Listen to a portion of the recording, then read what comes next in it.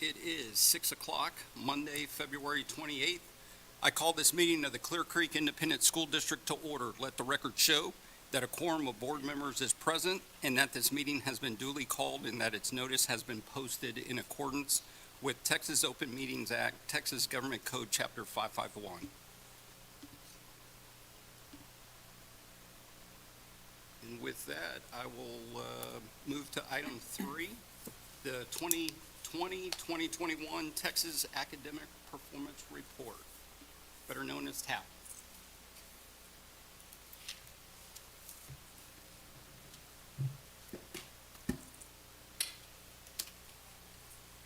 Good evening, Mr. President, board members, and our public and community watching at home. I'm here with Ms. Sheridan Henley, our Executive Director of Assessment and Evaluation, to present the district annual report for our Texas Academic Performance Report as required by Texas Administrative Code. So Ms. Henley is here to provide the presentation, and we'll answer questions following. Hi, good evening. Thank you for allowing me to be here tonight to talk about our Texas Academic Performance Report. So we'll get this started. Maybe. Okay. So the Texas Academic Report, District Annual Report, has 8 sections that we'll cover partially tonight. I won't go into all 8 sections. The full report is actually 1,100 pages long and covers a wide variety of information, all the way from the Texas Academic Performance Report, Financial Standard Report, our accreditation status, performance objectives, all the way down to a glossary. So we'll cover just a small part of this, but the full report will be located on the district website after this presentation. All right, so just some few things on the Texas Academic Performance Report. Some people call it TAPR, some call it TAPER. That's a preference of yours. But we will talk about PEIMS information. That's the Public Education Information Management System data, as well as student assessment data. It is published as a PDF. Performance is reported on the student groups. There are 13 categories, including ethnicity and socioeconomic status, and it does provide information on school, district staff, programs, and student demographics. So for this year, Senate Bill 1365 for our accountability rating rated us declared state of disaster, not rated. However, we were still supposed to report for the special education under the results-driven accountability. We did. We met requirements. For distinction designations, there were no distinctions awarded to the district or campus level this year. However, Senate Bill 1365 also allowed alternative education campuses to be reevaluated with set criteria. Clearview High School was and did get an acceptable rating in January. Just a little bit about us on the Texas Academic Performance Report, just some demographic breakdowns. These are some of the percentages that you'll find on that report.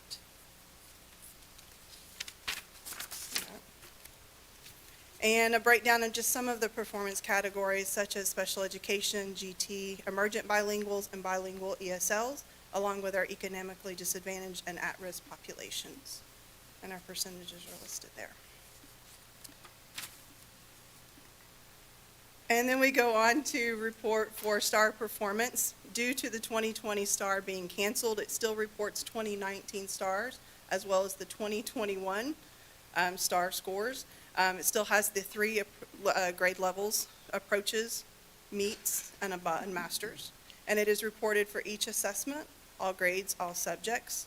Academic growth is still listed on our TAPER report for 2018 to 2019, but because it requires 2 consecutive years and we don't have 2020, we don't have academic growth reported.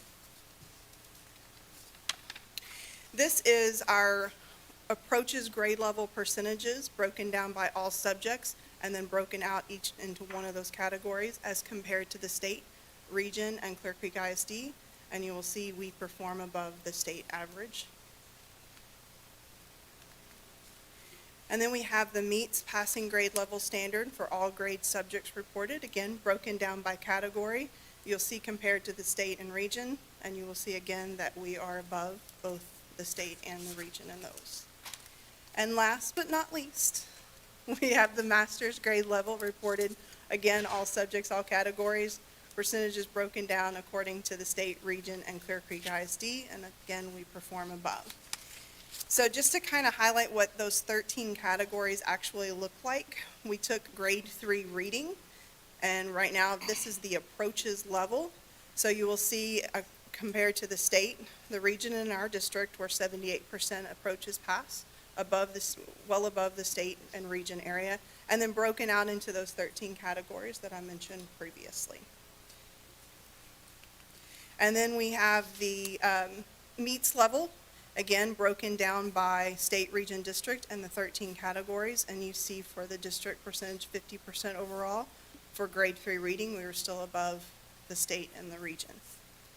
And then we have the masters. And then, again, same categories, but you can see our performance. And to illustrate just one more example, we did grade 3 math, approaches, meets, and masters. And you'll see grade 3 math for the approaches standard, we're at 71%. And then you'll see region and state, and then again broken down by the 13 categories. Then we drop to the meets category, and you see the drop across the state as well as our district. But you can see we are still above them, and then broken into the 13 categories, and then the master's level. I'd like to point out just a couple things about these categories. First of all, the 21 star was not a required star. It wasn't going to count for students. And then it was after students actually took star that the state started reporting results. There are a couple different standards of passing. For the student, him or herself, approaches is passing. Mm-hmm. When a student receives a score report, approaches is what a student looks for to see if they've passed star. The meet standard is used for passing for state purposes often, and some accountability measures, which we didn't have accountability this past year. And then masters is exceedingly well. The next section of the report that we'll talk about is our attendance, graduation, and dropout rates. This is reported for the 2019-20 school year because it's always a year delayed. But we'll look at attendance rate, annual dropout rates, including grade 7-8 and grade 9-12, and the 4-year longitudinal graduation rates. And the graduation rates, when you look at that, those are cohorts that entered in the year 2016-2017. So entered students 9th grade, 2016 to 2017. You'll see our attendance rate. We went ahead and included 2018-2019 as well as 2019-20 in this report, simply because of the way that the 2020 was way it was calculated for this year. So taper only includes grades 1 through 12, and then for the last school year, they only counted the highest average of the 4 of the 6 weeks. So if you'll remember, in spring of 2020, we were not in a physical location, we were virtual. So that's why they calculated the attendance rates a little well, but you can see we're averaging across the state. Longitudinal rates, I included 2 graphs in this one. The foundation high school program with distinguished level of achievement. This is the one that includes 26 credits plus an endorsement plus Algebra 2 taking. The second graph on the right talks, and we're at 79% of that, a little bit below the state. Then we have the rest of all of the graduations. So that cohort that I talked about, a student could have come in with a recommended high school program from the years past before it changed. Some school districts still have that distinguished academic. Then we included the foundation high school program with endorsement, as well as the foundation high school with distinguished level of achievement. So that's our graduation rates for the endorsements and overall. When we look at total graduation, we're at 97.4%, which is above the state or region. So while we were a little bit below in the endorsements, our overall graduation rate for students in 4 years is significantly higher than the rates for the state and the region. So that's the little bit of the difference in the graduation rates. You'll also see that our continued high school is lower than the state and region. Our dropout rate is quite lower than the state or region. If you'll look at the 2019-2020 annual dropout rate, we don't lose students in grades 7 and 8, and we only lost 0.2% of any student in the 2019-2020 school year in grades 9 through 12. Next section we're going to talk through is the college and career readiness measurements. This is our CCMR. This includes college-ready graduates, our TSI, our AP results, our SAT results, our dual credit completion into Texas higher education. It's important to note that M is missing. There are no military graduates listed this year because TEA was unable to obtain the data from the Department of Defense. So we have TSI criterion graduates in both subjects at 51.8%. That's above the state or region. We have the overall total CCMR at 63.1%, right there, a little bit above the state, that 0.1%, and then above the region 4. And then when we break it down even further, we have the TSI results, that's the Texas Success Initiative assessment. We are 20.8%. You'll notice most of our kids get their college and career military readiness criterion through the SAT, ACT, and that's at 64.6% compared to 35.7 and 37.4% for the state and region. Overall, our CTE coherent sequence is 61.3%, and that is above the state and region as well. So this one is our 2018-19 data reported on the 2020-21 taper report. And this talks about our students that enroll in a Texas Institute of Higher Education. That includes any school in the state of Texas. This does not include any student that goes on to college in another state. 64.1% of students in CCISD go on to some form of Institute of Higher Education. Out of that 64.1% of graduates, 61.1% did not require a developmental course their first year into that Institute of Higher Education. The last couple of sections that we'll talk about are the financial reports. It's important to note that our tax rate per $100 evaluation has continued to decrease. Our total annual budget did increase a little bit for the 2020-21 school year, and with student enrollment dropping, which we knew it did, the average expenditure per student did increase a little bit. And then the last thing that is reported in the taper that's important to note is the general fund and the expenditures of how that's broken out. The district spends 64% on instruction, while the state spends 58.4% on average. We do tend to spend less on general administration at 2.2%, while the state is at 3.7%. And we do focus on improving curriculum and staff development at 2.4%, while the state is only at 1.8%. The last section is the House Bill 3 adopted goals. These goals were based on 2019 STAR results.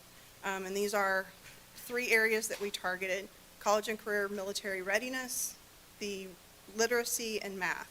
So the first one is college and career military readiness. We set these goals all the way to 2025.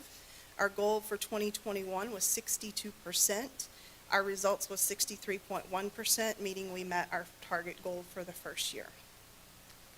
For early childhood literacy, we picked meets grade level. We had a goal of 53% for 2021, so that's meets and above grade level. Our result was 50%, so we're just shy of our target, so it was not met. And then early childhood math, again, these are based on 2019 scores. We had a goal of 52% for third grade students at the meets grade level or above on STAR Math. Our result was 37% at the meets grade level above math, so our target was not met. As a reminder, when we looked back at that graph on the reading, you'll see that while we were just shy of our goal of 53, we did hit 50%. You'll look at our approaches at 78%. So our students are still passing and doing well on the STAR. We just didn't meet our target HB3 goal. And then math, the same thing. 71% are approaching, considering they consider that a passing. We set our goal at meets. We were a little shy, but overall our students are performing better at the state level. That is the presentation, a brief presentation for the TAPR report for the 2021 district annual report. Any questions? And thank you. I'll open it up for public comment.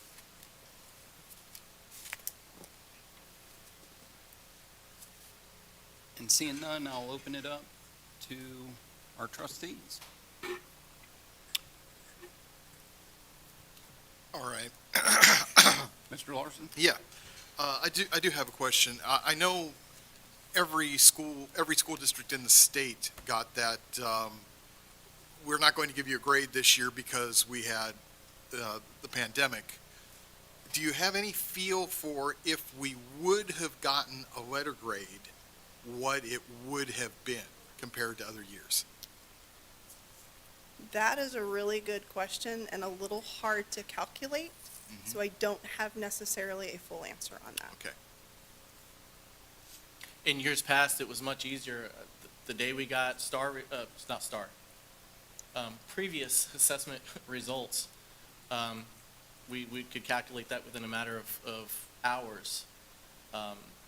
What the state created as an easy way to define or to state a letter grade, there are a lot of calculations that go into it that are behind the scenes and convoluted, for sure. Got it. Is part of that also because it's relative to other districts? You can't define it on your own, but it's relative to the performance distinctions of all are- the other yes. districts. As well as the student progress. Student progress is relative to students across the state, also broken down into demographic groups compared to students of the same demographic groups across the state. Okay. I actually had another question. The House Bill 3 targets, is there, I'm trying to remember back defined by that process under the House Bill 3 targets. And it seems like there was something that had to happen in September, August or September, is that right? Is that when they look at it, or they require us to, or what happens if we don't meet our targets? What happens? Let me look through my data real, if you have. Sure.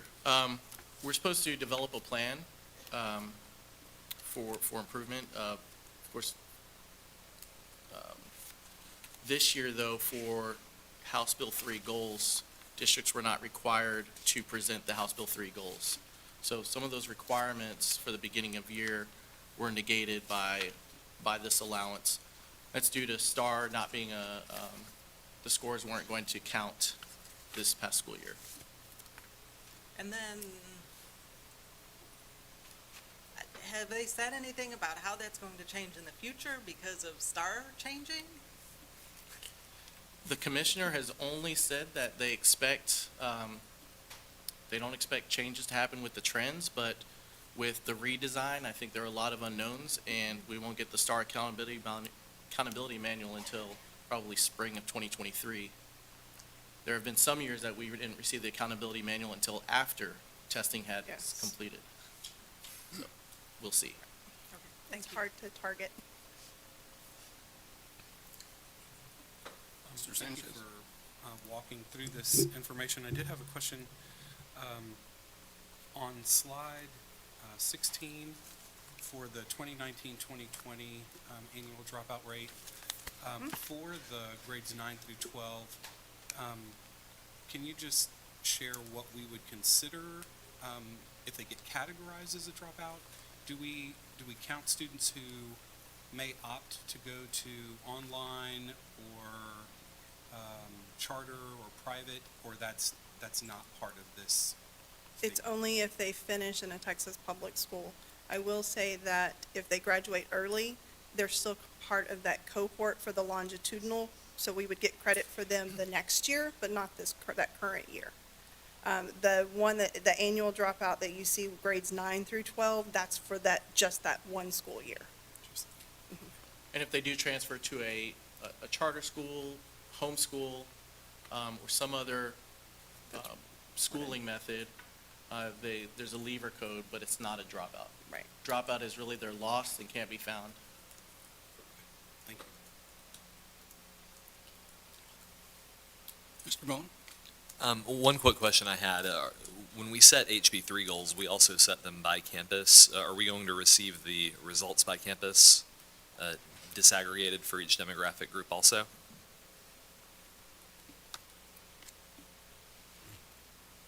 Yes. Yes. Thanks.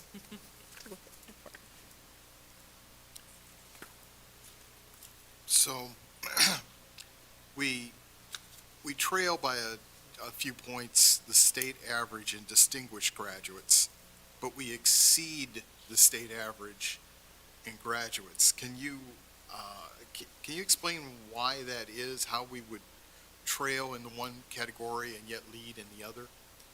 So the distinguished includes if you graduate one with the 26 credits, and you tend to stick with one path, whereas in CCISD, our graduates, they tend to take a few more classes here and there because their interest is peaked. And so our purpose is to graduate them in that 4 years and get them ready to go on to a Texas education, a higher institute of education. The other graduation rate includes just the foundation plan, not necessarily with an endorsement.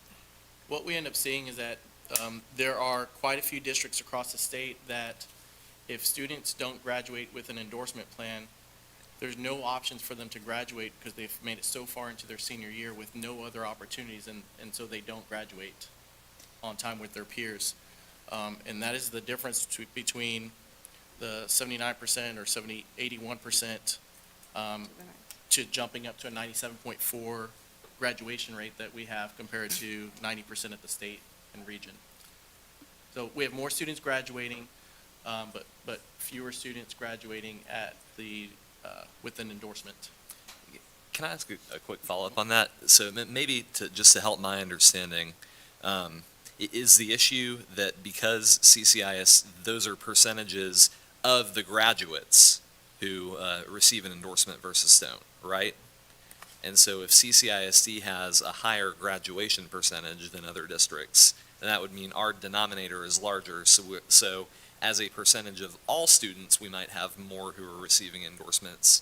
But because a lot more are graduating than those other schools, our percentage of graduates appears to be lower, even though we're really doing better. I think so. Yeah, you have to read, it depends on which one you're looking at, but the majority of the denominator is the class of 2020 with reported graduation plans. Right. I guess if you think of it this way, where other districts might have out of 100 students, they might have 90 graduates. We've got 97, and so those other 7 students probably don't have endorsements, and so they bring that number down. But that doesn't tell the whole story because we went to extra effort to make sure they graduated. That's exactly That's right. correct. Okay. Well, okay, so just to follow up on that, when I look at page 15 there with the longitudinal rates, Yes. the graph on the left, is that a percentage of graduates or is that a percentage of all students? That's 79, for example. Give me just a second to find the definition. It's okay. I know we're kind of grilling you kind of That's deep okay. here. I'm really elated to have Sheridan leading the department with almost 1,500 pages. Take that performance reporter and a manual that's the size of an unabridged dictionary. There are a lot of rules. So, for example, the Foundation High School Plan with endorsement graduates longitudinal is the number of graduates in the class of 2020 who complete a 4-year Foundation High School program with an endorsement divided by the number of graduates from the 2020 with reported Foundation High School Plan graduation plans. So the denominator is total graduates. Total graduates, okay. So, I have a calculator.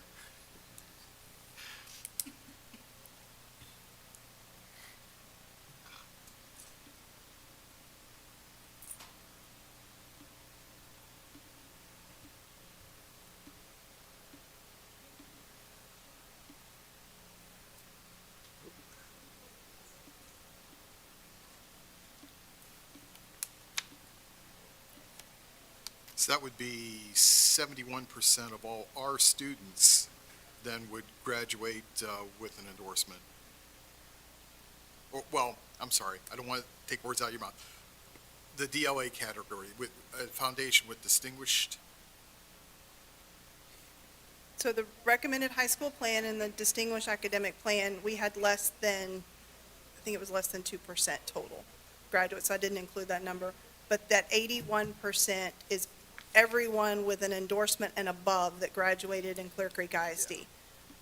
The rest of that percentage is going to be our foundation high school plan students.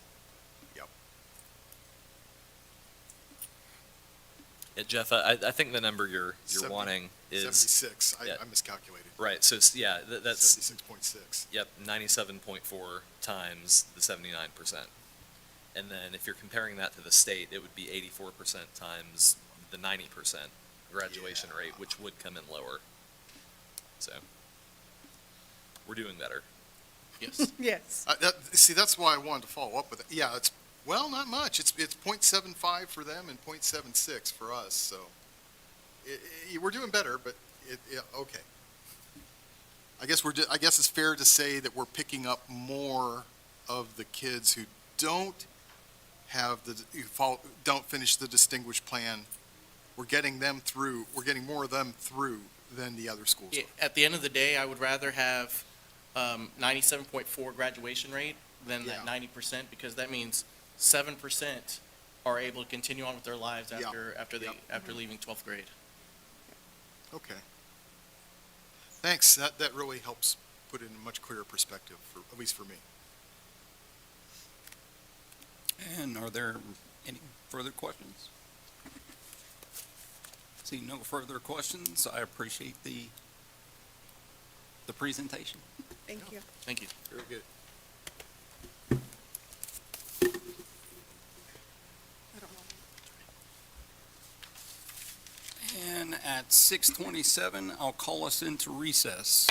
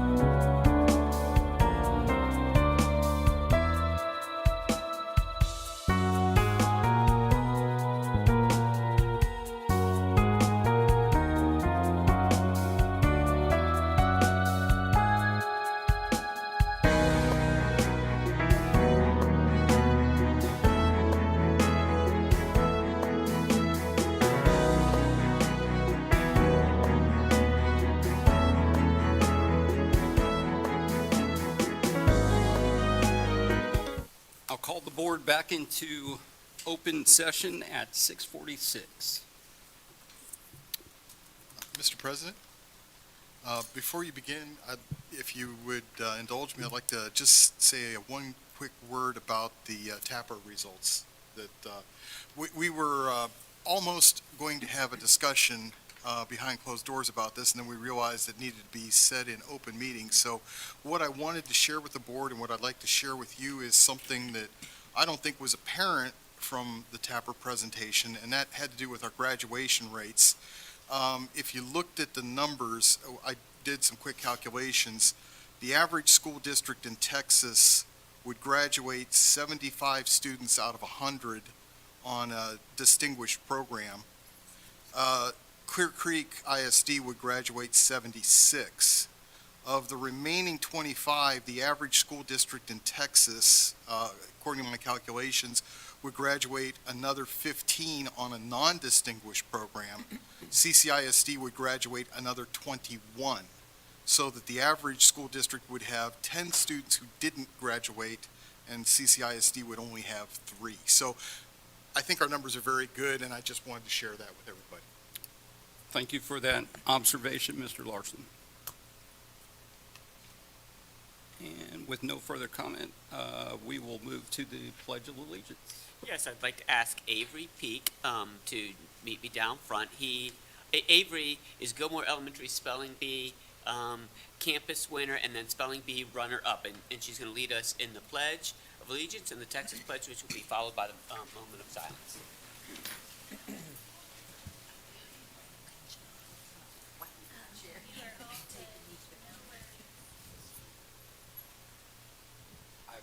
Allegiance to the flag of the United States of America And to the republic for which it stands, one nation under God, indivisible, with liberty and justice for all. Honor the Texas flag. I pledge allegiance to the Texas, one state under God, one and indivisible. Please join us for a moment of silence.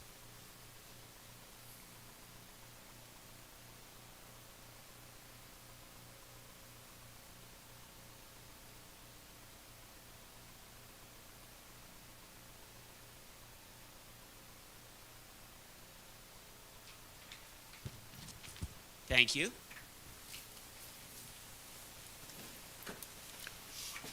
So, the heart of Clear Creek ISD really does live within our team and our students. And tonight I want to take a few moments and share a story about a serious school bus accident that occurred recently. But the uplifting part is the CCISD hero that's associated with that story. James Clay is a Clear Creek ISD bus monitor aide, and he takes great pride in caring for the special needs students on his bus. In fact, he carries a first aid bag with him just in case. And on Thursday, February 17th, bus 301 was returning to the bus barn after dropping off students, and the bus was traveling through a green light when a pickup truck ran a red light and T-boned the school bus. And so he understandably was startled, but he wasn't injured, and James immediately checked on the bus driver. And when he determined that the bus driver's injuries were minor, he ran to the other vehicle. The driver of the other vehicle was injured and bleeding, and the impact of the accident made it impossible for James to get him through the driver's door. And so James went around and was able to enter on the passenger side, and he rendered first aid, applying pressure to the wound, using the materials in his bag until first responders arrived. So literally, his swift and heroic actions we're deeply grateful for those, and he's clearly here in the hallway for February. So I'd like to ask James Clay, as well as Transportation Director Dwayne Cargill, to come forward for a photograph and for recognition.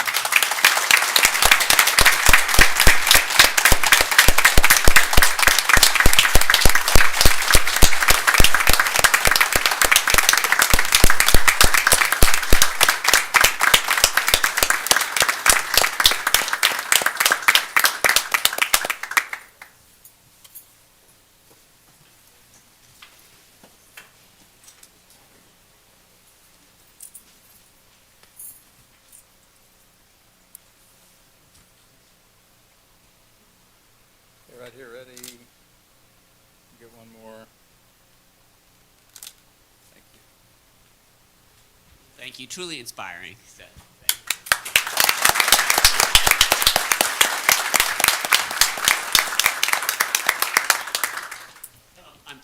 I'm curious, what went through your head at the moment? Clearly, it was almost like automatic reaction. Yeah, so unfortunately, I really didn't know what had happened. I got up from, I really don't even remember, I believe it was the floor, and looked out the window and noticed that we had unfortunately T-boned a vehicle, and it looked like it was pretty severe. And thankfully, my beautiful girlfriend over here had bought me an IFAC about 4 days prior that I started carrying that was meant for intensive bleeding control.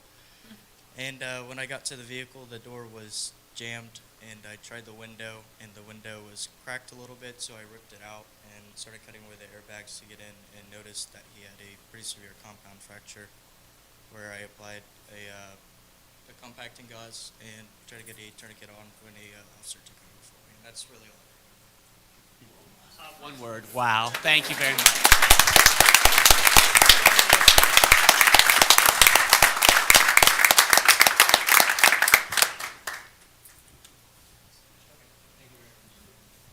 And so we are recognizing 2 super spellers this evening. So out of 32 total students across Clear Creek ISD, 2 students were the last ones standing during the 2022 Clear Creek ISD Spelling Bee. So Avery Peak, who you've already met, is a 5th grade student at Gilmore Elementary, and Roger Zen is a 6th grade student at Westbrook Intermediate. Roger ultimately was crowned champion after he spelled the word nonchalance correctly. He could not join us this evening, but Roger moved on to the Houston Public Media Spelling Bee on March 2nd, which occurs March 2nd. Avery was runner-up, and we are thrilled to recognize you this evening. Congratulations, Avery.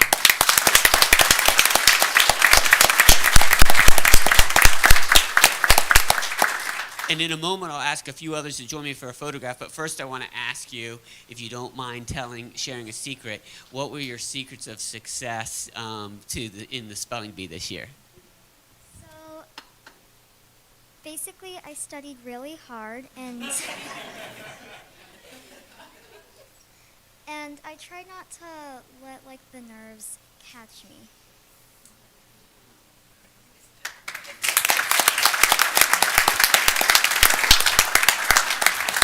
And I noticed you reading as you were waiting for us to restart the meeting. That doesn't hurt either, that's for certainly. So I'd like to ask Suzanne Jones, Gilmore Elementary School Principal, Kirsten Russell, CCISD Literacy Coordinator, and Karen Hearn, Elementary Language Arts Coordinator, to come forward as well for a photo. So, and if you want to step back here with us, that'd be great.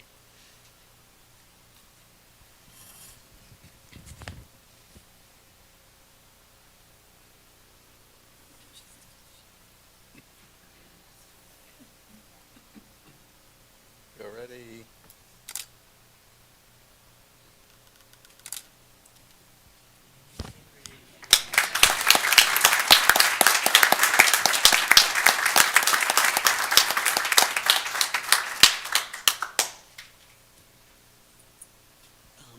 So next we have the Clear Falls High School cheerleading team here. So let's hear it for the Falls cheer squad.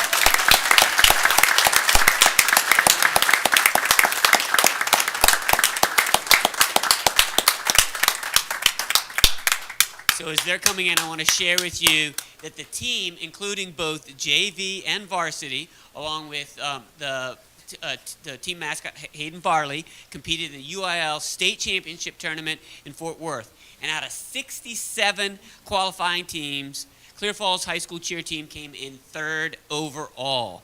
And that is incredible. And each team was judged on its leadership skills, performance, and sideline crowd leading material. And so we have members of the team with us tonight, as long as their mascot and their coach, Chelsea Davenport. So congratulations.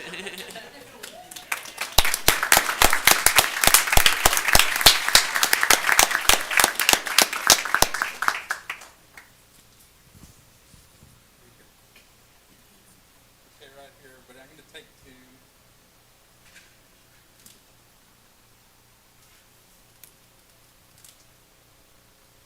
Okay, thank you. And before leaving, I'd like to ask a volunteer to share with me the scariest moment of the state competition. So. The scariest moment is before you enter the stage. You have all your adrenaline rushing through you, and you're just like, oh my gosh, do I even remember how we start this? And then once you get out on the floor, you just leave it all out there, and it's just muscle memory at that point. And it was all just super fun, and I'm so proud of us.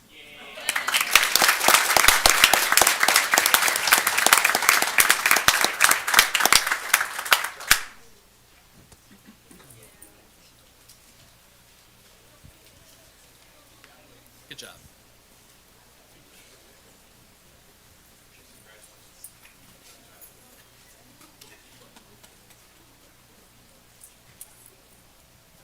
So it is officially rodeo season in Houston, and there is an exciting lineup with us tonight. And I'm not talking about an entertainment lineup, but rather some amazing artists. And we've had a strong showing in the Houston Rodeo Art Showcase, and the following students were recognized for their artistic talents, and the artwork I'll share is displayed at the Hayloft Gallery in the NRG Center during the rodeo. So make sure you check out if you head up. And so the first group that we're recognizing are Best of Show. Are you all Best of Show, or is this a mix of from each of the categories? Okay, so so this is all the right. Okay, so I'll mention all the names here. Some of them were not able to join us, but if you can step forward when your name is called. So Best of Show winners, Kara Vados from Clear Falls High School. Her artwork has moved on to the Houston auction on March 13th.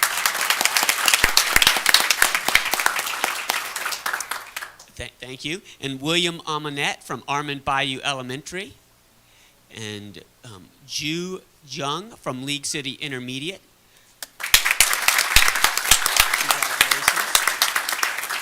Gold medal winners, and Zoe Baccaro from Clear Springs High School. And her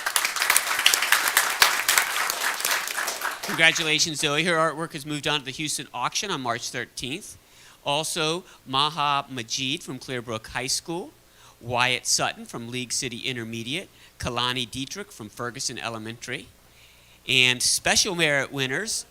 Oh, thank you. We do have more. Fantastic. Congratulations. And then also special merit winners, Eliza Hoffman from Clear Springs High School. And she won the title of Grand Champion for the Quick Draw contest. And Anastasia Gonzalez from Clear Creek High School, also a special merit winner. So if we can go ahead and we'll gather for a photo. And I know we've got some special guests here, principals and others. If you all can, teachers, if you all can please join us up front. We appreciate you joining us to honor these artists.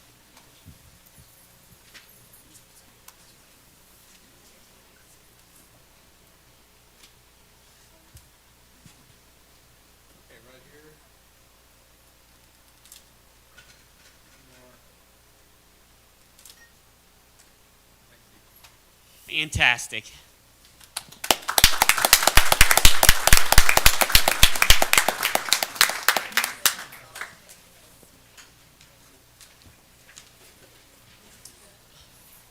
So we have 3 categories of students that we are recognizing from our livestock show and auction. And so if you can hold off coming in until I call you by category. But first, just by way of introduction, this year's livestock show and auction is a historical one, and that's because there was such an outpouring of community support for our FFA program, and our beneficiaries are certainly the students.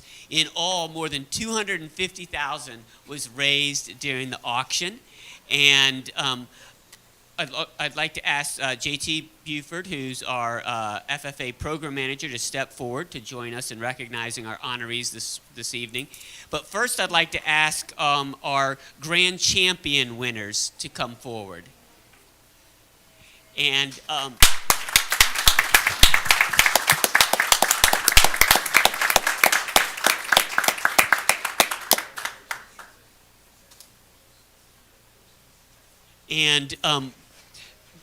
I'd like to read each of their names, their school, and the category.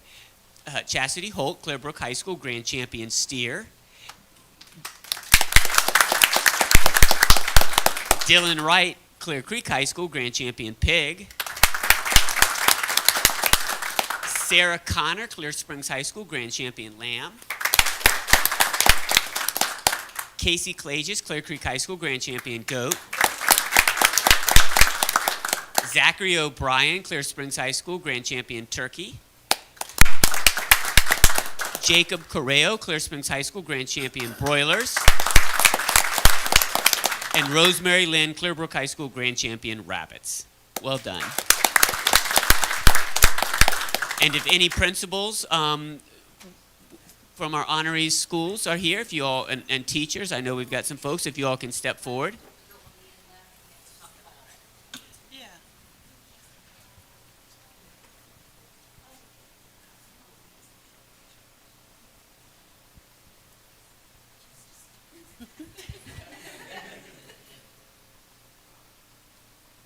Okay, everybody right here. More. Fantastic. Congratulations to our Best of Show winners.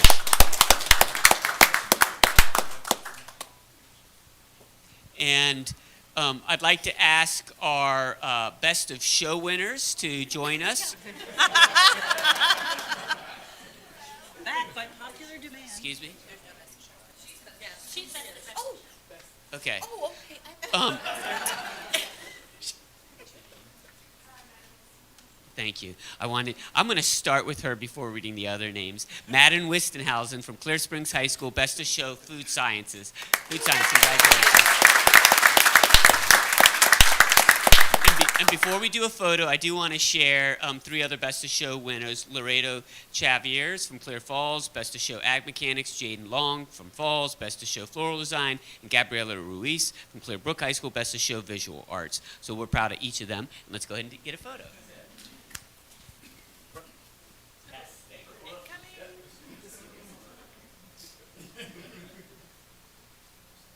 Okay, ready?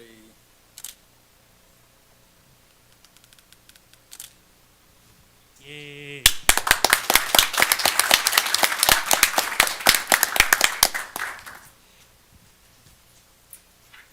And I'd like to ask if our reserve champion winners can go ahead and join us. Yay.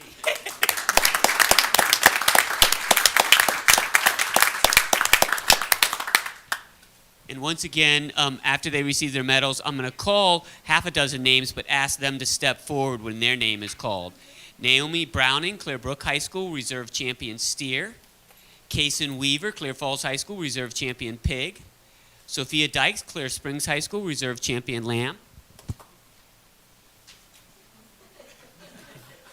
Olivia Dykes, Clear Springs High School, Reserve Champion Goat. And Casey Clages, Clear Creek High School, Reserve Champion Turkey. Yay. Isabella Kirk, Clear Lake High School, Reserve Champion Broilers. And Ryan Hall, Clear Falls High School, Reserve Champion Rabbits. And if there are principals or teachers that are here, if you can join us.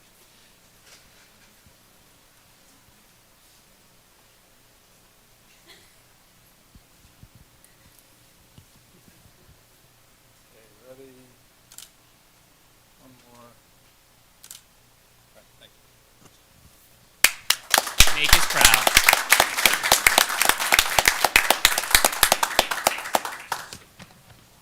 And that concludes our recognition this evening. I appreciate principals and others being here tonight, including also Dana Morgan, Career and Technical Education, joining us to support our students. So thank you.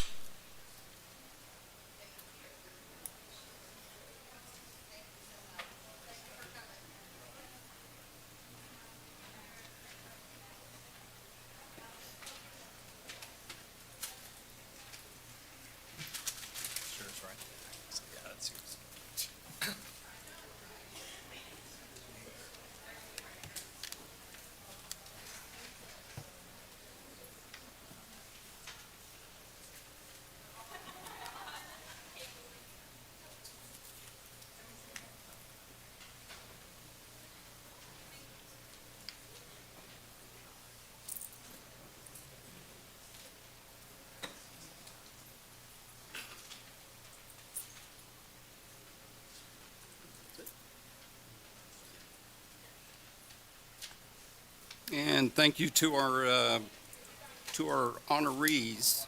Always a good day to recognize our students. And next, we'll move on to item 8, district update. So students recently have been busy doing course selections for next year.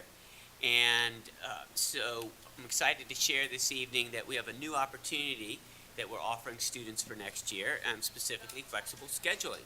So the topic of flexible scheduling came up during the school start time committee process. And so the aspiration was set forth of giving high school students choices to learn online and at their own pace in lieu of seat time for first period.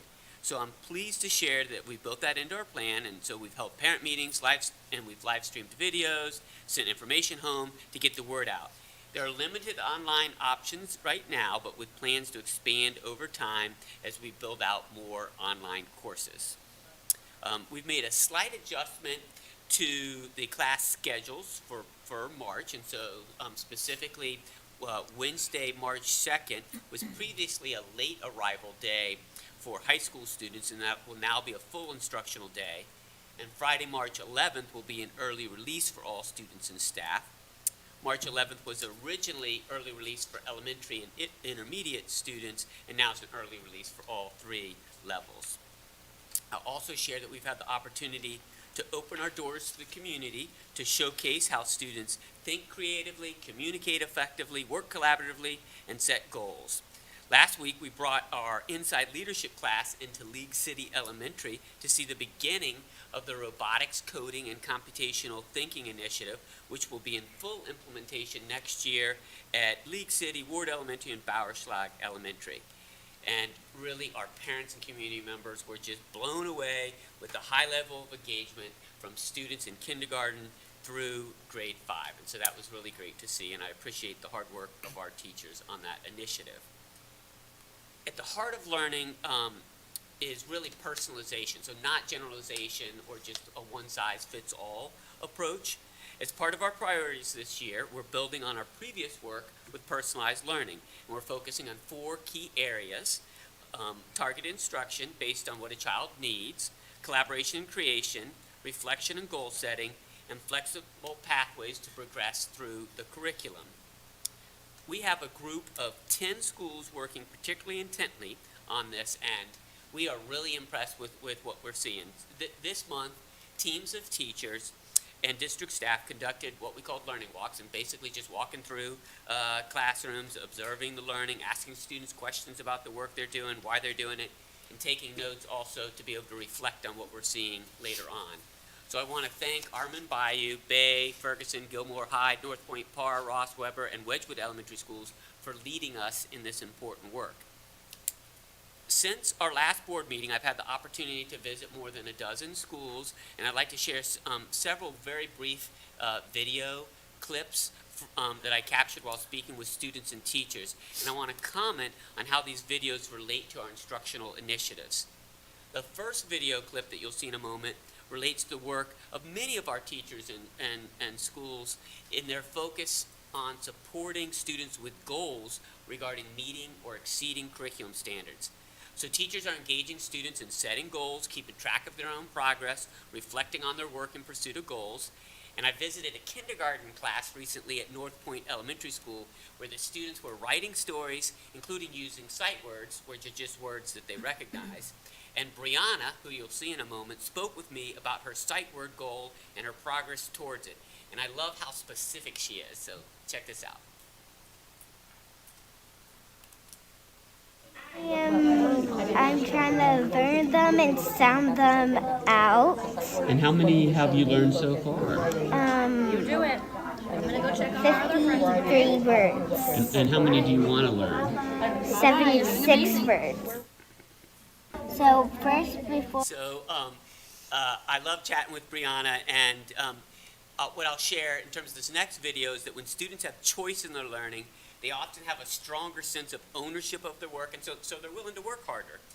Even something as simple as choosing the order in which you're going to do particular lessons can give students a powerful sense of ownership of their work. So listen to Faith, who's a Ross Elementary School kindergarten student, speak proudly of her plans and choices relating to the order of completing a variety of work.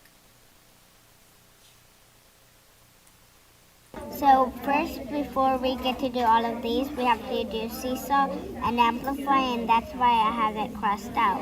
And today, I wanted to do a fiction story, and one day soon, I'll be able to have done all of these. And I've done fiction story, design a playground, and nonfiction.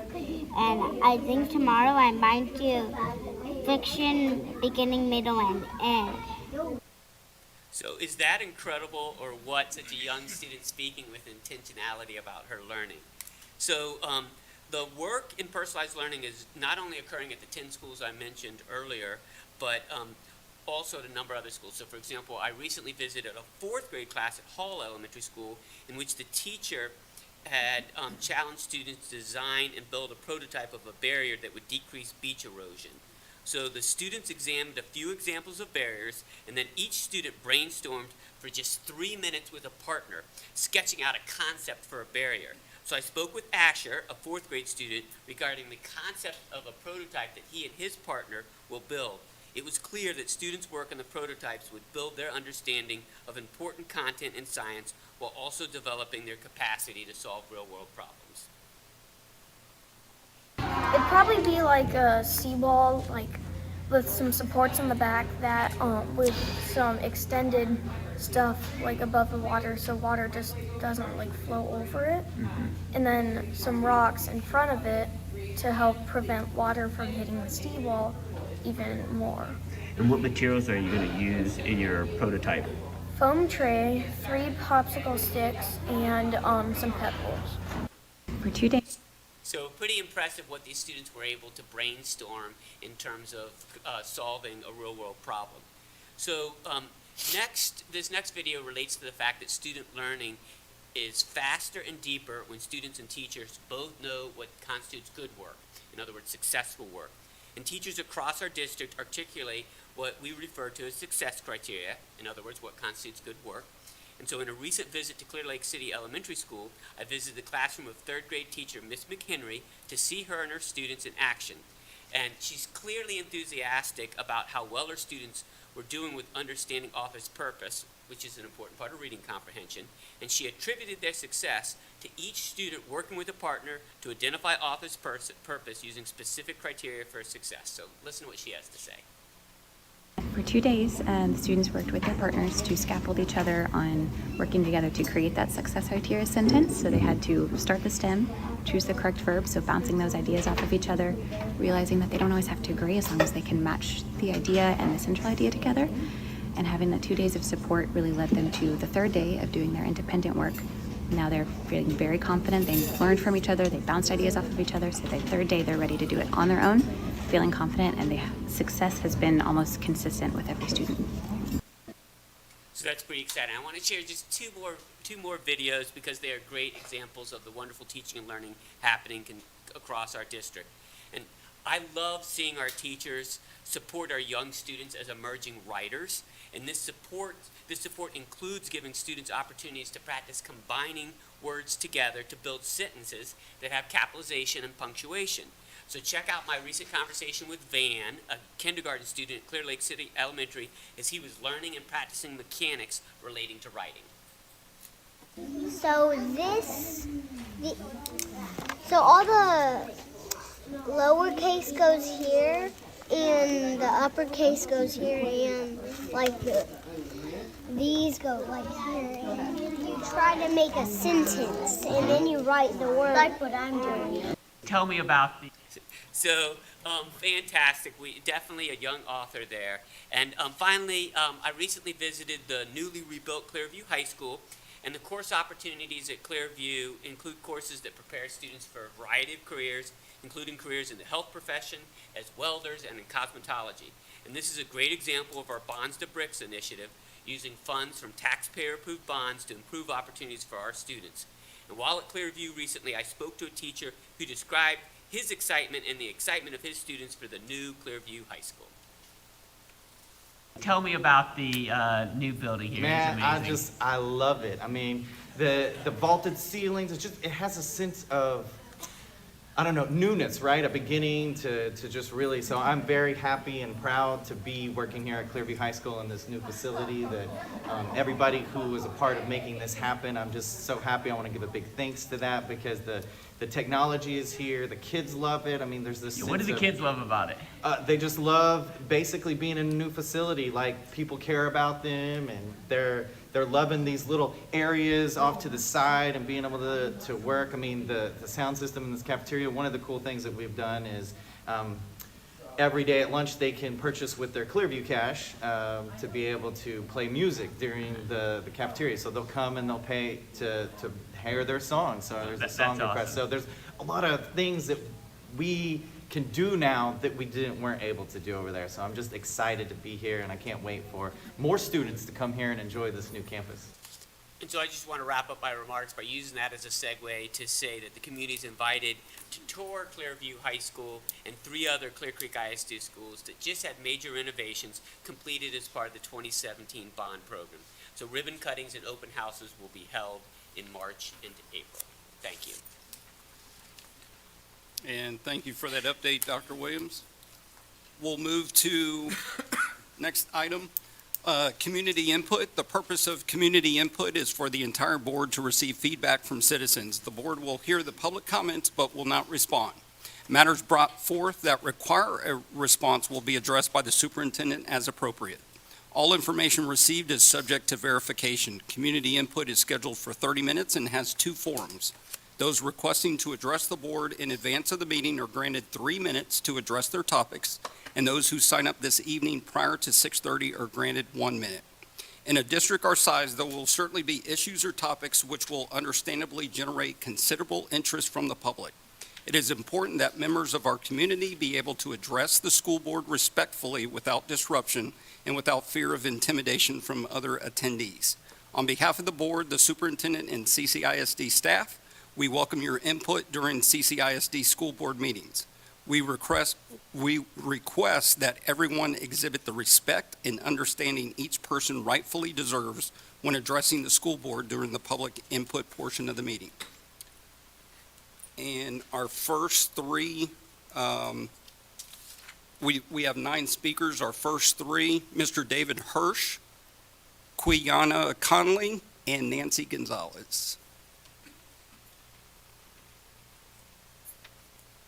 Good morning, or good evening, President Cunningham, Superintendent Williams, Board Trustees. I'm here because of my concern for the divisiveness that's been sown in our community. As I've watched some of the political discourse, even around the election, been out online and looking, and my concern is the irreparable harm that is going to be sown and reaped by our children in their education. I'm here seeking the board's leadership to create and encourage a dialogue between community stakeholders, educators, parents, and students with a specific focus on discussing the challenging issues that are before us. My name is David Hirsch. I'm a graduate of this district. I'm an owner of an industrial workforce development company. I chose to raise my 2 children, a middle school daughter and a high school son, in this district. For the past 5 years, I've been a mentor for robotics. When I'm not running my business on Fridays, I'm an alpha teacher. I teach 4th and 5th grade robotics. I believe in this district. I believe in the mission of this district. You know, originally, when I saw some of the things that have occurred in this community, I thought it was sound and fury and much ado about nothing. But as I listen closely, what I hear is anxiety. I hear concern about the complex and rapidly changing world in which we live in, one where technology and social media and alternative energy and changing demographics, not to mention global geopolitics, have impacted everything in our lives. What's been lost here is, while we stoke fear and encourage anger, you know, we're losing the attention on the core values this district stands for. I think we have a mutual and joint responsibility to prepare our children to be successful in a world where they'll have to share the stage with other global competitors. Our focus must be on providing them with knowledge of the entire world, skills to make a decent living, critical thinking skills that will enable them to make informed decisions about their future. All of that built on a foundation of character, integrity, and humanity. No better time exists than now to stop the rhetoric, change the dynamic, and create a place where once again we can talk about issues that have been divisive in our community. We know whenever there's partnerships between parents, business, community, districts, fantastic things happen. Rather than division, I think we need to focus on preparing our children to meet a future that's going to be far more complex than the one we grew up in. Let's find solutions together for the sake of our children. Thank you very much. Thank you, Mr. Hirsch. Quiana Conley.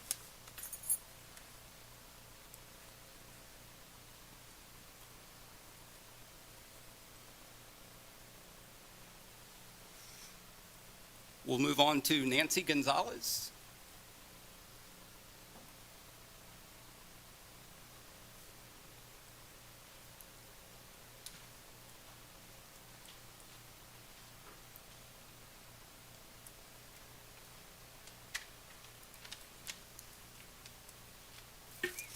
Good evening, Superintendent Williams and esteemed board members.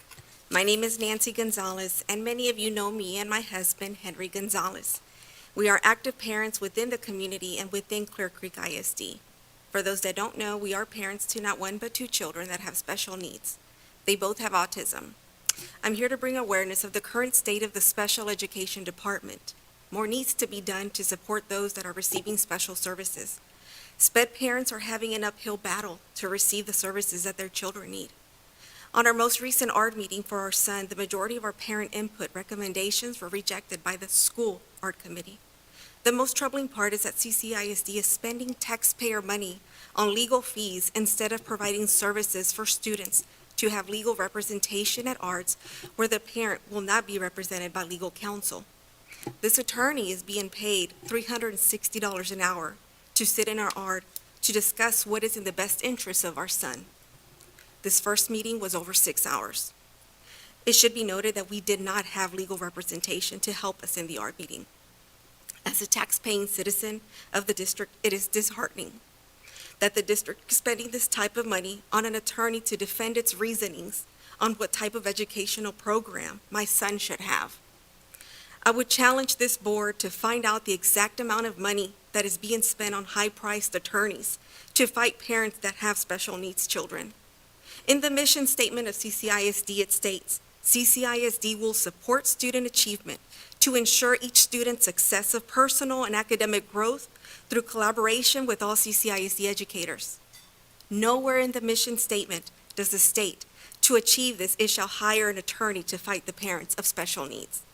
I hope in the future, more is done to work collaboratively with parents so that children that receive special services are given the opportunity to succeed and grow rather than being placed with limits and roadblocks. As parents, we will never stop advocating, not only for our children, but for all children within CCISD that receive special services. Thank you for your time. Thank you, Ms. Gonzalez. Next, we have Ms. Christine Parizo, Jackie Rasco, and Elaine Sokoloff.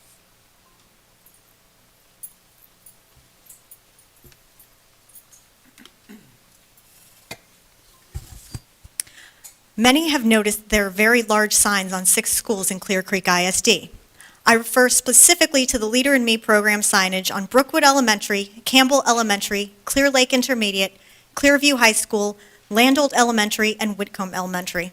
These signs state that Leader in Me, a controversial program that many in the community have spoken out against, is sponsored by Houston Methodist. It is ironic that this program is being underwritten by a company that clearly does not reflect the core values CCISD claims to uphold. It begs the questions, when did the core values go up for sale, and how much does it cost to buy them? Leader in Me is concerning because its own leadership supports equity and related baggage. Meanwhile, district leadership has offered no research regarding the effectiveness of Leader in Me, just anecdotes. We do know that programs like Leader in Me take away time from academics. all students in Texas are fighting a decade's worth of learning loss due to COVID school closures, which will cost the Texas economy $2 trillion. Only 53% of district students are meeting grade level passing standards for all subjects. Yet the district is insisting on implementing a program currently in 12 of our schools that takes away time from helping our students catch up. Then there's the sponsorship. Houston Methodist does not align with the core values of CCISD or our community. Houston Methodist was the first large hospital system in the country to mandate the COVID vaccine. In a time when we need healthcare workers more than ever, 150 employees right here in Greater Houston were fired or forced to resign. Houston Methodist then went on to mandate COVID boosters for its employees. Which CCISD core values does this align with? Certainly not respect, as Houston Methodist does not respect its employees' own health choices. Not responsibility, as Houston Methodist has taken no responsibility for its own pathetic actions. Not fairness, as its terminated former employees would surely agree. And definitely not trustworthiness, as it has betrayed the trust of doctors like Mary Talley Bowden, not to mention its patients. It's not hyperbole to say that Houston Methodist's values are the exact opposite of what we want to teach our children. But it seems that this district, in particular its leadership, just pays lip service to core values. Perhaps if leadership, from the top down, spent more time modeling the core values, the district wouldn't have to take dirty money to slap Houston Methodist logos on our schools, all to fund a program that our students don't need and our community doesn't want. What our community does want is a demonstration of the core value of citizenship. For example, for schools to follow state law and recite the U.S. and Texas pledges, which was not done at Clear Springs for 3 days. As Tim Dorr, Marine Corps veteran and commander of the American Legion right here in League City, wrote to all of you, regardless of one's political beliefs, at a time when our own society is in such turmoil, it seems a small gesture to take a moment each day to reaffirm our commitment to one common goal, keeping America the best nation on earth. Unless, of course, that's not what you believe.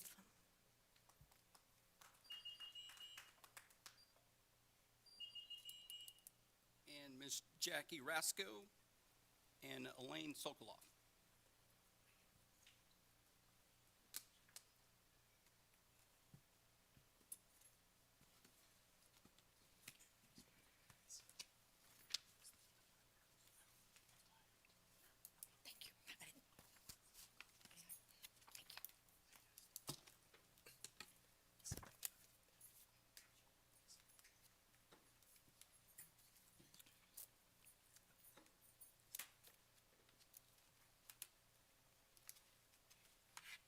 Tell me when I can start.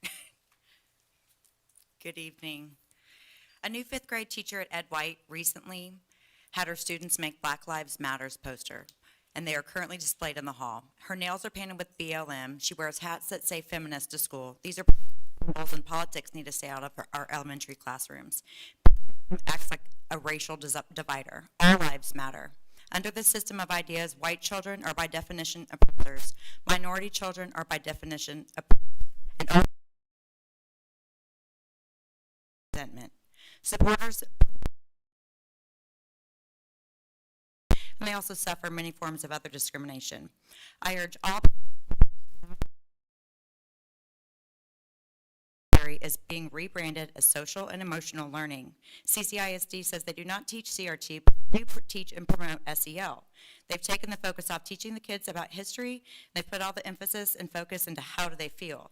SEL programs ask children invasive questions about their feelings, sexuality, and the way race shapes their lives as part of a ploy to brainwash them with liberal values and trample parents' rights. SEL was originally intended to be a trauma-based program that was used on a case-by-case basis for children who come from traumatic homes. The Trojan horse is that SEL is applied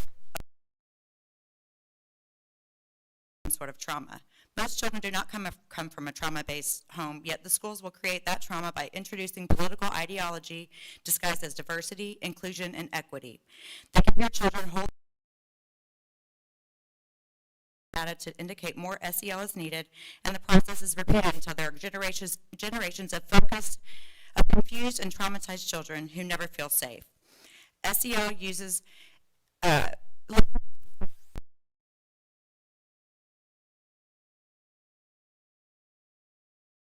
race theory viewpoint. It's to implement SEL to classrooms full of children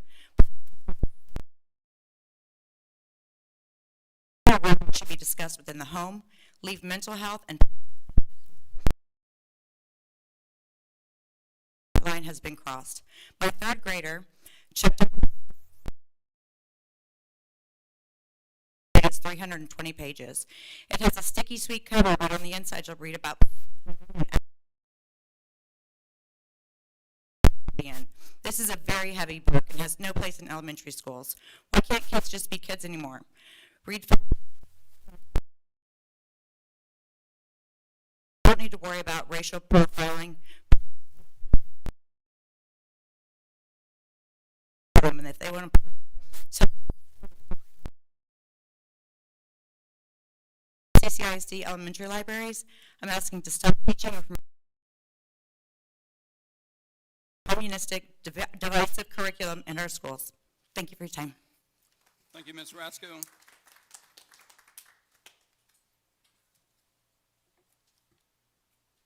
Link.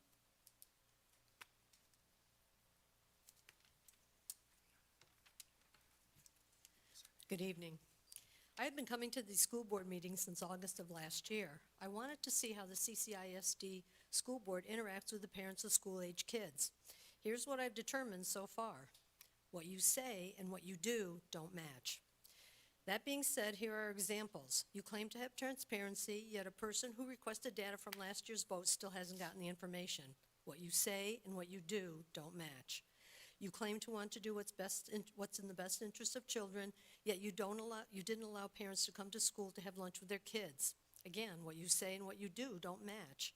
You claim that you do not respond to any person speaking at these meetings, yet I have heard you respond to someone apologizing for something you said, and you responded violently when another person pointed this out. What you say and what you do don't match. You claim that you treat all persons who speak with respect, yet at the last meeting, when a person verbally challenged you, you slammed the gavel so hard it broke, and another board member berated that person. How is that respectful? What you say and what you do don't match. I am merely pointing these examples out because if you want parents to be respectful of you, it must be reciprocated in the same manner to all who speak and not just the ones you agree with or align with. And if you want parents to trust you, what you say and what you do must match. COVID brought to light a number of issues regarding trust as government and media worked together to push fear instead of truth.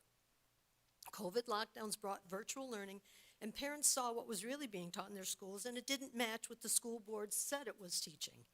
COVID also showed us how many of our doctors, healthcare systems, and schools are beholden to unelected bureaucrats of our government. We are living in a time then when we the people now know we cannot trust our government, we cannot trust our politicians, our media, our universities, or our school boards. Why? Because what they said and what they did do not match. Who cares how flowery someone's speech is or how many big words are spoken? What matters to most people, myself included, is that what you say and what you do match. Isn't it sad that our country has been thrown into such turmoil because somewhere along the line, those in power or those who are educated think that they are smarter or know better than the rest of us? I, for one, rely on common sense way more than any degree. And let me just say this, we can all survive without the many incompetent, educated people in our government agencies or on our school boards. However, in this country, cannot survive without the people who keep America going. Those are the farmers, the truckers, the trash removers, the mechanics, the electricians, plumbers, builders, our military, our healthcare workers. Might I suggest that it would be wise for you to remember this in the future? Thank you.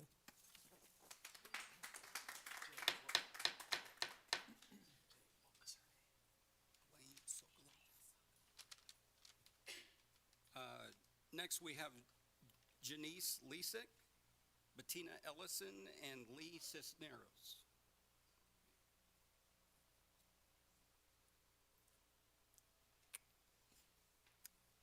Hi, my name is Dr. Janice Richardson-Lesack. I'm speaking here tonight as I've been in attendance the last few board meetings, but most notably January 24th meeting.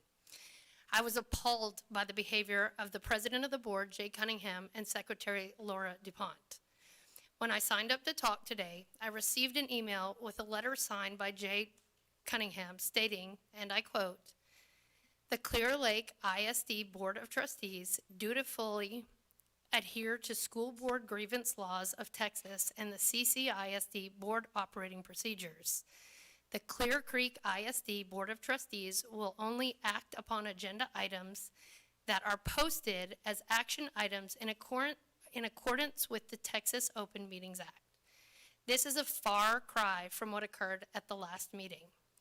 Mr. Cunningham, you made a comment at the last meeting about background noise. I am here to inform you that we as concerned parents are not background noise, and to view our concerns as noise is conceited. I'm here to inform you that we've only just begun, and we shall start a band if need be. You mentioned board privilege, which is clearly a verbal abuse of power and was extremely unprofessional. I have dove deep into the Open Meetings Act and can't find anything that refers to this. Since you have this special privilege, can you please explain it to me now? Guess not. You flew into a fit of rage and broke the gavel. This behavior I would condemn for my elementary school children, let alone the president of the board.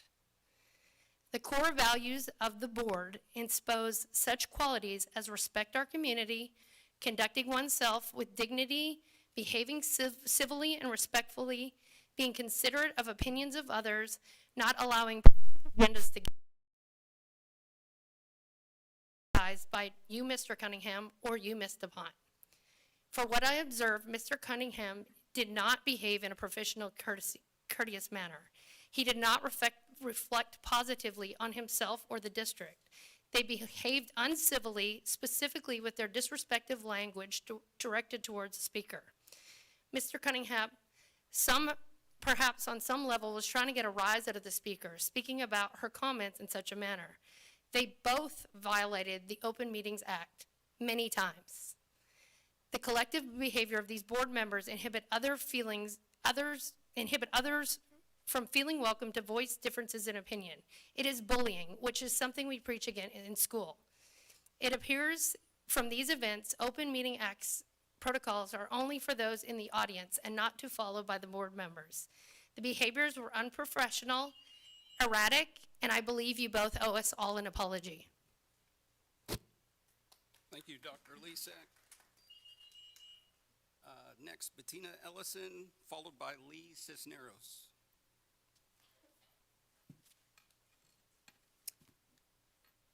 A lot of what I was going to talk about tonight has already been stated by several people here. Wasn't able to attend the last board meeting, but I did watch it. And I as well want to read some of the things that you have adopted as a board and a superintendent. The first one is core values. And I think she touched on that as well. We need to look at the core values. We will conduct ourselves with dignity, respecting one another, our students and staff, and our community. We will behave civilly and respectfully.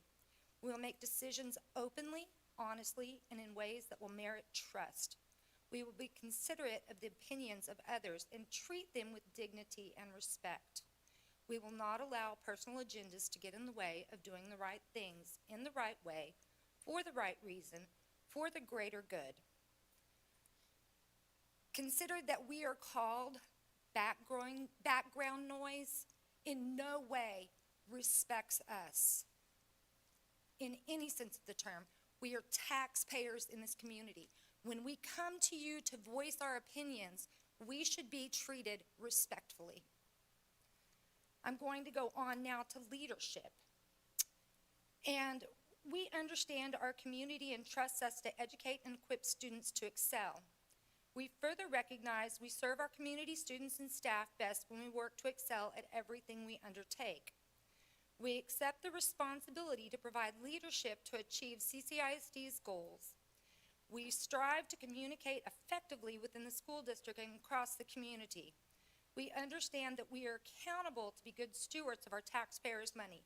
Leadership is our responsibility. I have a real issue with the leadership that we have in this board right now whenever he targets his own board members. Here's a closer look at this. They're the conservative board members sitting on this board. You preach inclusivity. You say that we need to listen to each other, that we need to understand each other, that we grow from learning from each other. But when you target only conservatives on this board, there is a huge problem. And with that being said, I am asking that you resign from your office, because we do not want our children looking up to this and taking this type of model to handle problems that they have with students that they don't agree with, targeting them. I am ashamed. And followed by Lee Cisneros.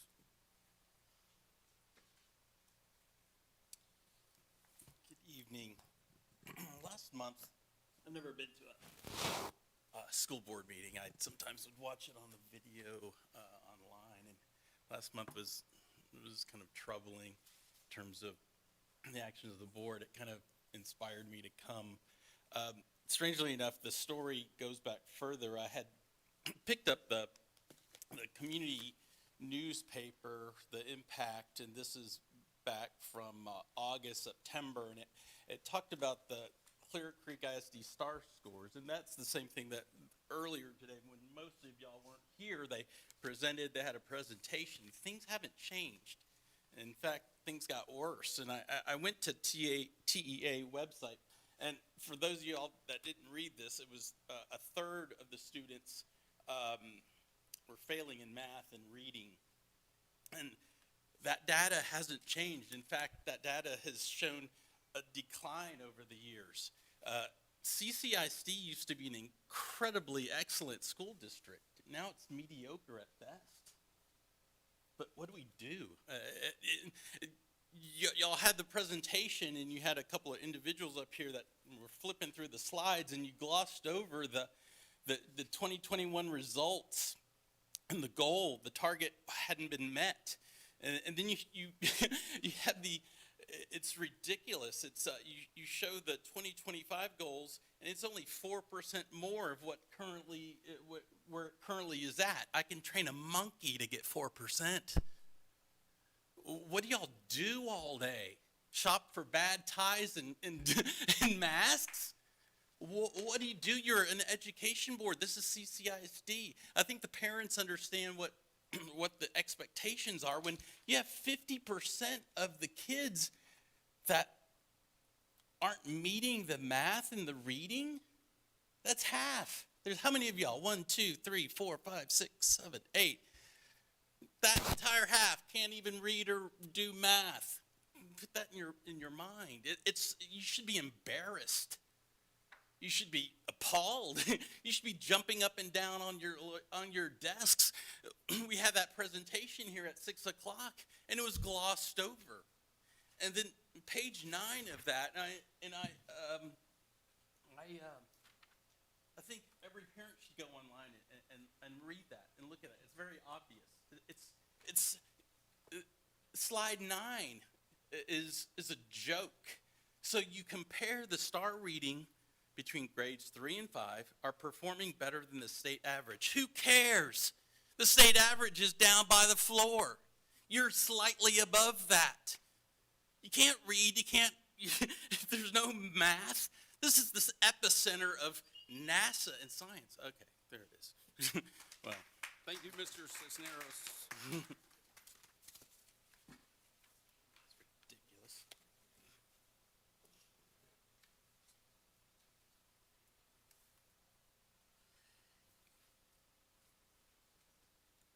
And next we'll move to item 10, our consent agenda. Is there anything someone would like to pull? Mr. President, I'd like to pull item 1 and item 12.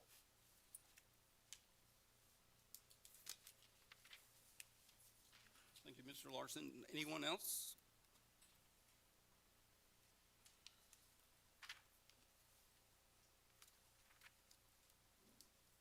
Seeing no one else, I'll call for a motion.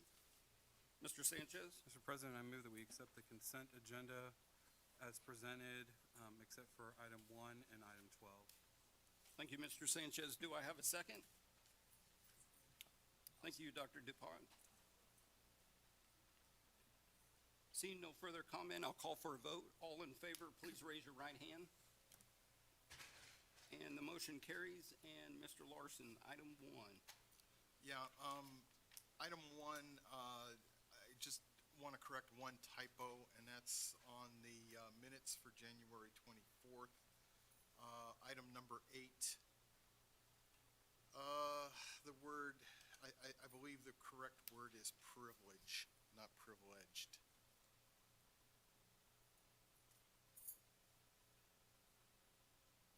Oh.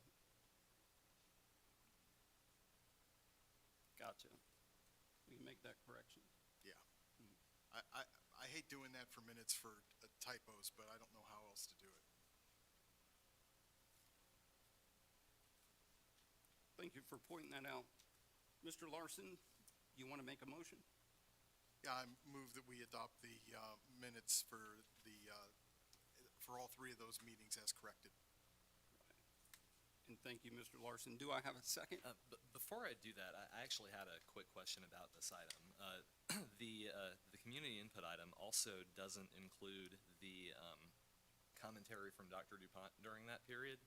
So it has your moment of privilege at the end, but I think that happened after one of the speakers, and so it should be included in there as well, right? I probably have to. There really is it is both, taking minutes is both, technical act, but it's also an art, and there is leeway, and so there's some leeway in terms of whether or not the board wishes to, what level of detail the board wishes to include. I think it's reasonable either approach, depending on that, but it certainly could be reflected in the minutes. But it doesn't have to be. I mean, there's some discretion. Okay. So did you want that? I would like for that to be added. Okay. I second that motion. It has to be. Well, I think we technically don't have a motion. Yeah. We don't have a main motion yet. Right. Because we're in the middle of. I thought I had made a main motion. You made a main motion. It hasn't been seconded yet. So I think I jumped in right before that. I can't second my own motion. I'll ask if there's a second for Mr. Larson's original motion. So I got a second from Mr. Sanchez.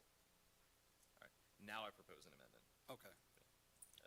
Which would be to include the commentary from Dr. DuPont in the minutes also, under item 8.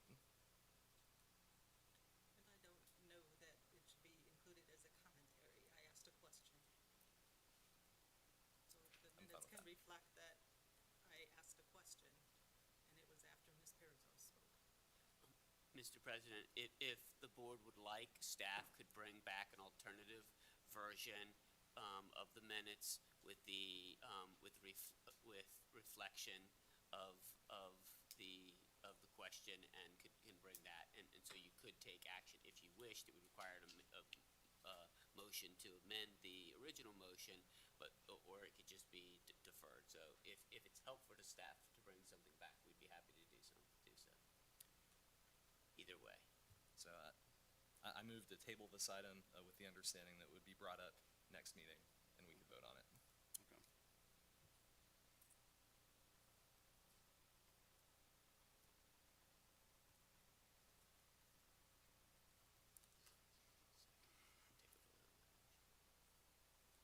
And thank you for the motion, Mr. Bowen. Does anyone second that motion? I'll second that motion. Ms. Davis? So having a second, is there any other discussion? Seeing no further discussion, I'll call for a vote. All in favor, please raise your right hand.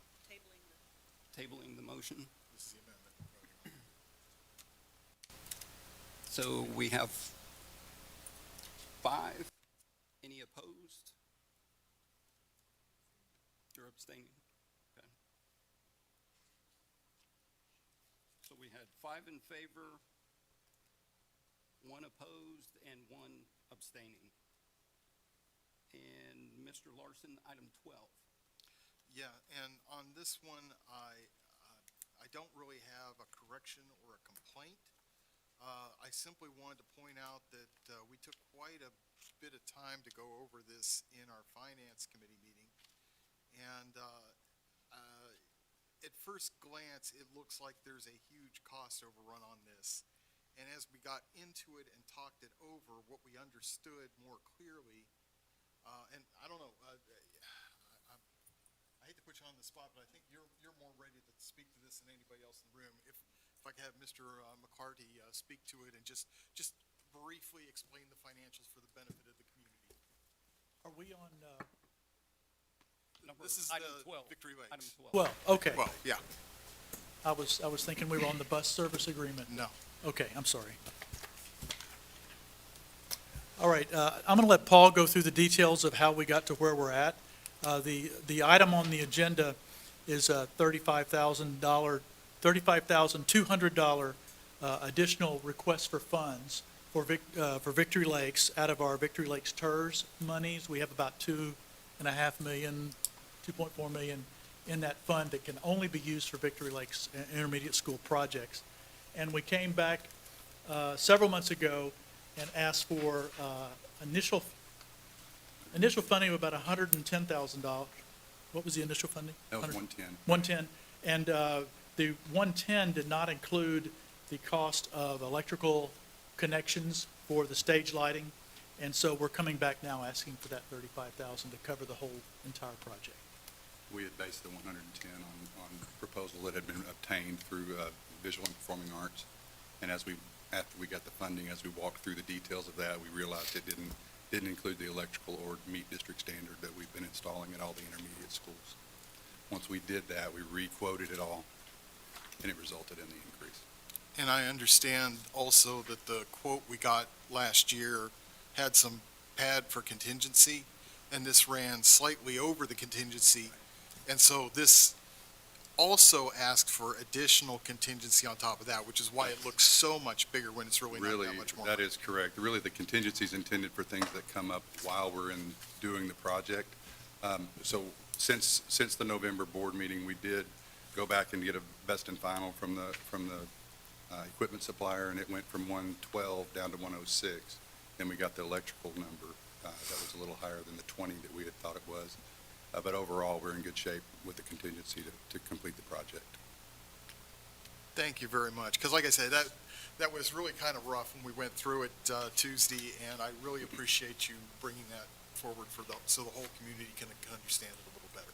Sure, you're welcome. Any further question or comment? Mr. Larson? Mr. President, I move that we adopt item number 12. Thank you, Mr. Larson. Do I have a second? Second. Mr. Cottrell, thank you for that second. Seeing no further comment, I'll call for a vote. All in favor of approval of the use of capital project funds for facility-related projects, please raise your right hand. And that motion carries unanimously. Thank you very much.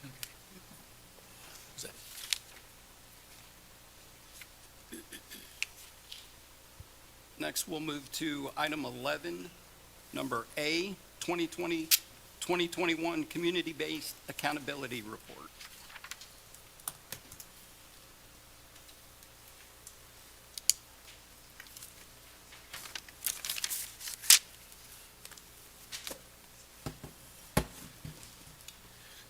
Good evening, Mr. President, members of the board, and Dr. Williams. I'm here with Ms. Sheridan Henley, Executive Director of Assessment and Evaluation, to present the 2021 Community-Based Accountability Report.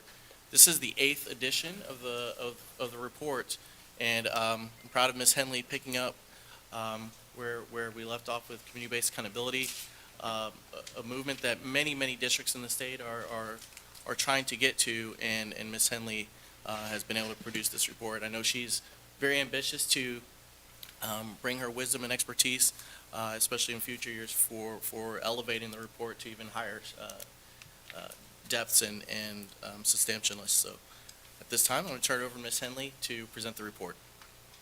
Thank you again for having me here in front of you one more time. So this is the 2020-2021 Community-Based Accountability Report, where we are igniting learning for all. This is a broad picture of the impact and the experiences our students get to have throughout the district, not just related to one standardized test score. We start with just kind of our mission, just to highlight it again, where we talk about ensuring that each student achieves, contributes, and leads with integrity. And we want to be able to explore those experiences that these students get to have. Page 3 in your report is the table of contents. And then we move to a message from our board president. I'm going to quote him here, where he says, "You want students who can excel in the classroom, on the stage or field, and in college and career. It is through these well-rounded experiences that children can see their highest potential." And I quote that because that is the foundation for what the Community-Based Accountability Report does. It's a reflection of all of their experiences.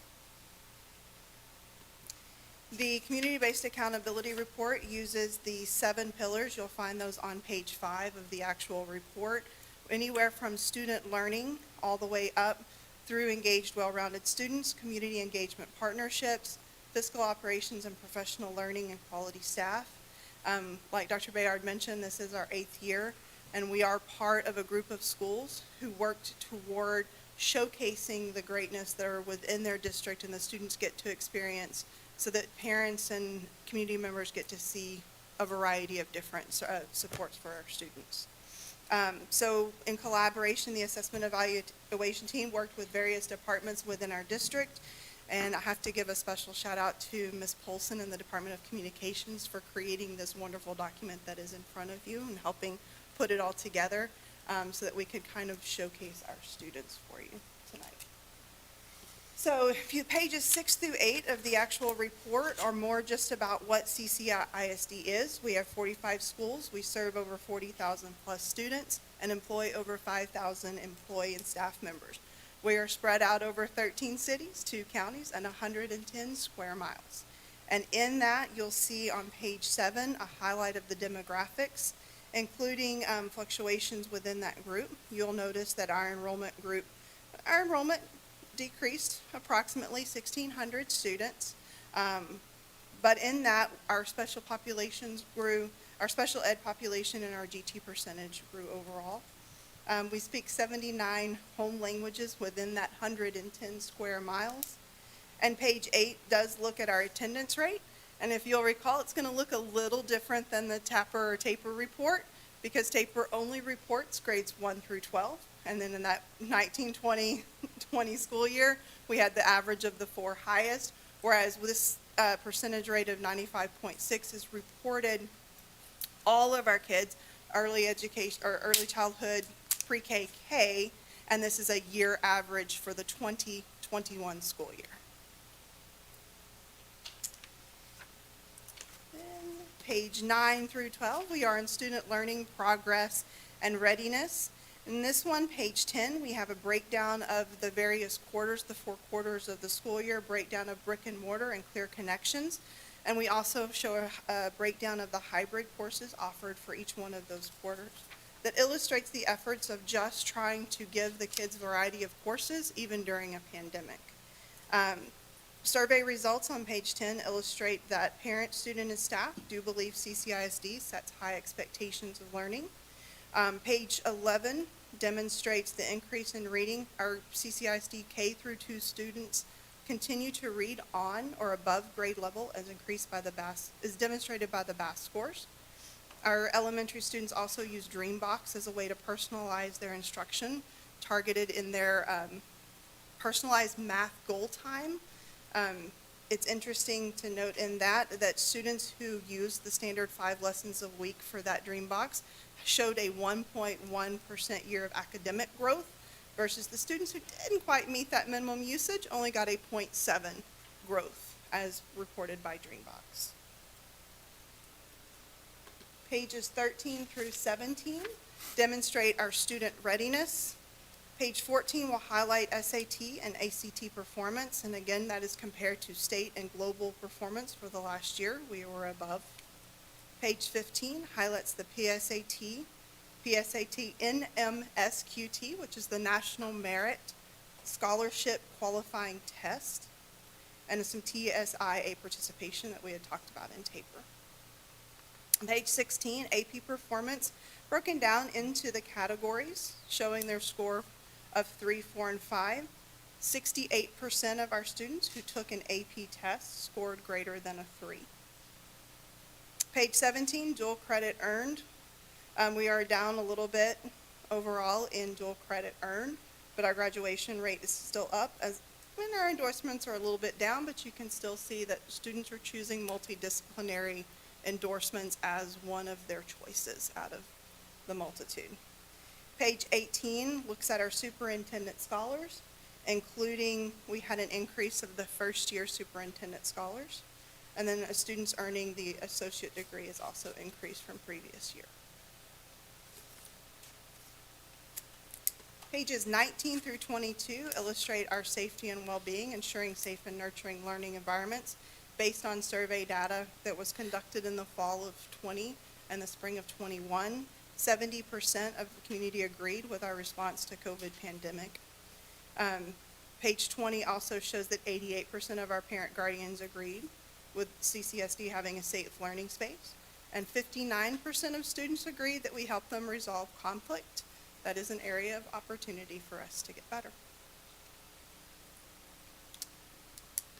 Page 23 through 24 talks about engaged, well-rounded students.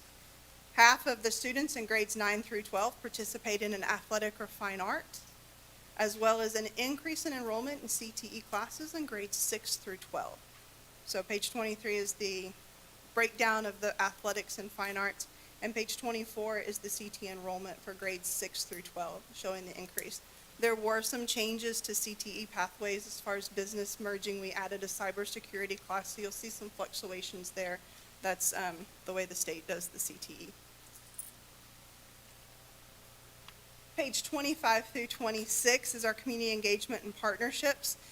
We did have an increase in a variety of the communication engagements, live stream, social media.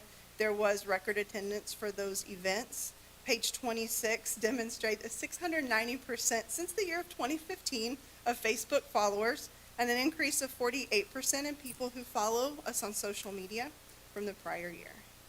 You'll see that Clear Creek Education Foundation, who's in their 29th year, which is amazing, showed an increase in donations even during a time of economic uncertainty. We did have a little bit of decrease in PTA donations, but we had a decrease. And then page 27 through 28, fiscal and operational systems. This is Mr. McClody's department, and page 27 highlights several distinctions, both state, national, and international, such as Superior Achievement by Financial System of Texas, and Distinguished Budget Presentation from the Government Finance Officers Association.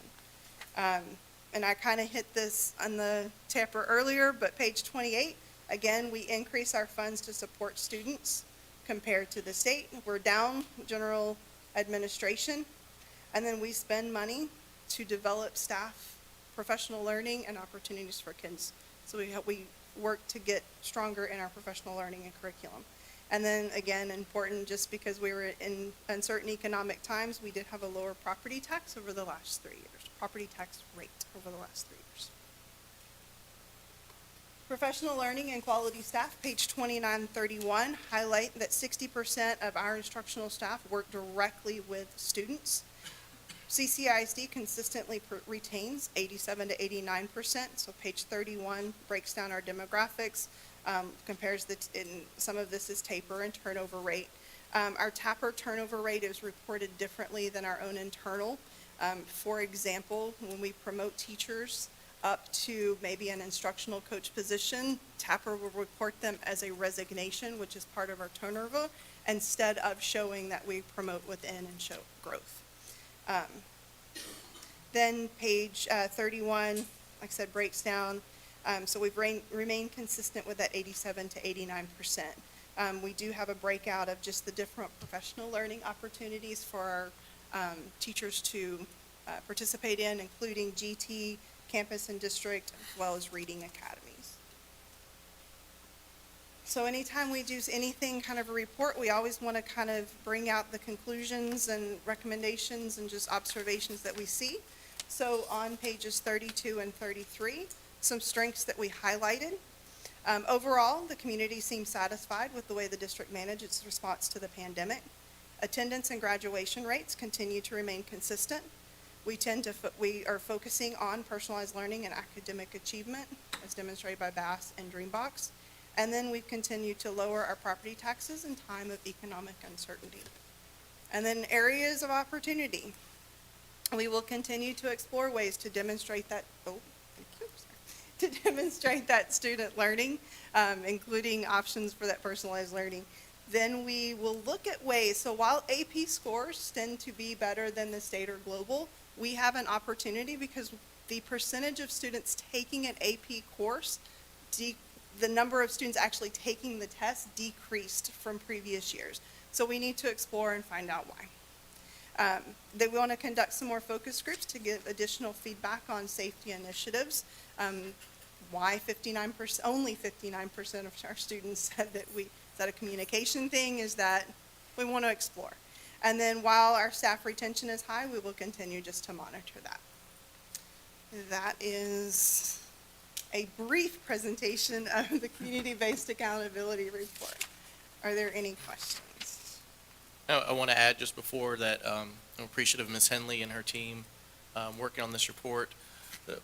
Why community-based accountability report? And that's because the primary report that the state issues to us is accountability. Last year wasn't an accountability year, and the TAPER report, which is predominantly based off of STAR, and then of course exam. So while we do look at those assessments, it doesn't give a whole lot of opportunity to show all of the many other data sources that are available that we have in Clear Creek ISD that we're able to share with the board and with our community through this report, whether it's great, bad, or ugly, and that's what this report does by being able to express the strengths and opportunities for improvement.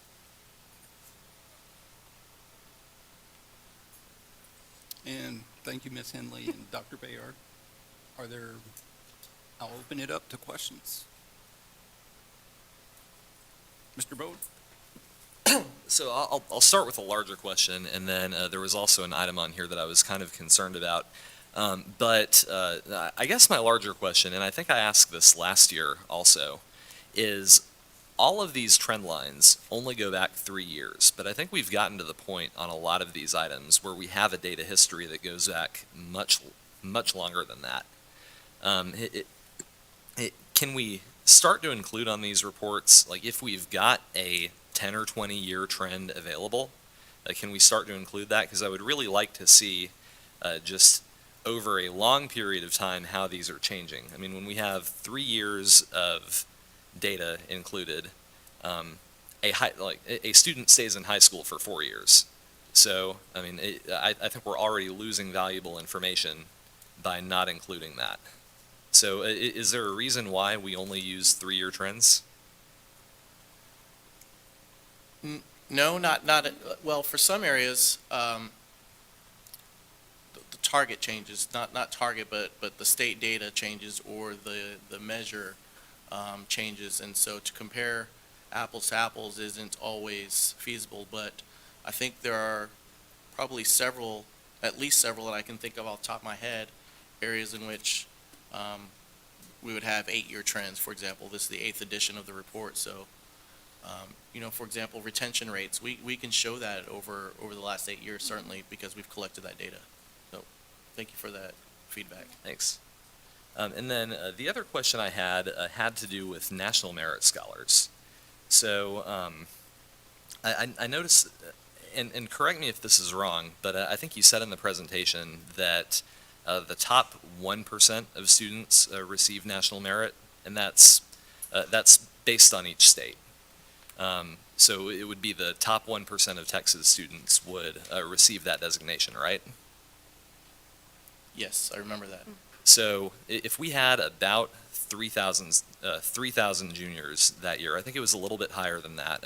Because I looked at our current enrollment, it's about 3,150. I would assume when this occurred, it would be a little bit lower because of COVID. But 1% of that number would be 32, or 30 to 32, and we only had 18. Why is that? Well, it's also 1% of the 3,150, but the 3,150 isn't necessarily the 1% of the state. I don't know how many juniors there are in the state. So I don't have an answer for you. Yeah, I guess what I'm saying is if 1% statewide receive that honor, then if we're doing better than average, you would expect greater than 1% within CCISD to achieve that. So maybe we'd have 35 or 40 National Merit Scholars, and we only had 18. And it seems like, I mean, we've only got 3 years of data, but it seems like that's a pretty typical number. So is that something we're looking at all? Can't say we've looked at it right now. We had, in previous years, we've had National Merit Review classes. In the last 2 years with the COVID pandemic, I'm not sure to the extent that those classes have occurred, but something that I'll be able to look at in my new position. Thanks. If I might, I'm fairly confident it's less than 1%. And my reasoning there is very simple. I was a National Merit Scholar in a county with a population of 230,000. The population of CCISD is, the population base is around 250,000. We have 18. In my county, the year I graduated, we had 10. So I think it's a little more selective than just 1%. I think it's no more than the top 1%. Yeah, I don't know. I mean, what makes me think about it is so I graduated in 2008, and in my high school class, I believe there were 27 National Merit semifinalists, and that was with a much, I mean, the district was much smaller back then than it is now. And so if that was the norm back then, and we have a lower amount now, I mean, that would kind of be evidence of some sort of decline. But I guess that's why it's important to have these longer trend lines, is so that you can substantiate I just did a quick search on national merits, and 15,000 semifinalists are notified in February just about each year in the entire nation. And so I don't know what that equates to by percentage, but we can look that up. I want to get some exact figures for you because I think it's not just by state, it's also in regional area, I think. That's determined based on a certain percentage. Thanks. And I'd be curious if that criteria changed as well over the years. I know it has changed. I can't recall exactly the date that it changed. We can work on that.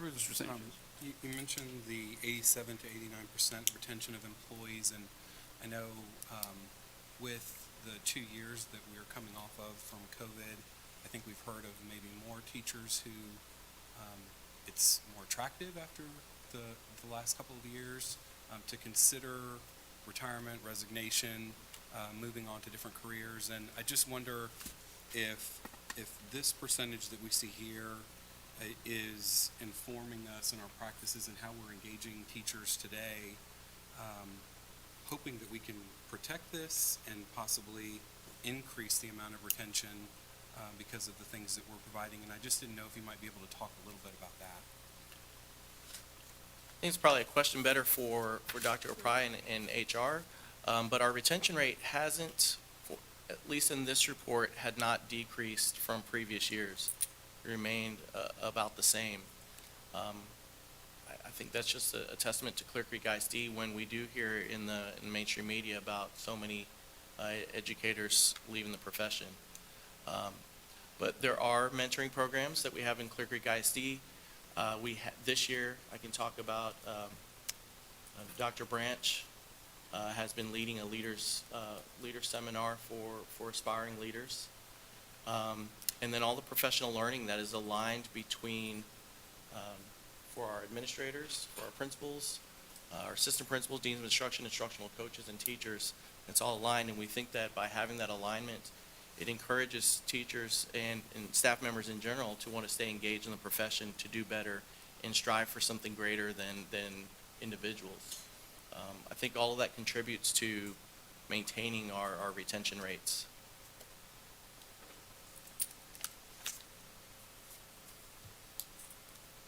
Anyone else? Dr. DuPont? First was, can we get a hard copy of the CBAS, the whole report? Yes. I appreciate the tying things together at the end and laying out the strengths and the areas for opportunity that are in there, because we need to do something with the report. If we just show the numbers, it doesn't matter, but we need to do something with it. So I appreciate that and bringing that forward.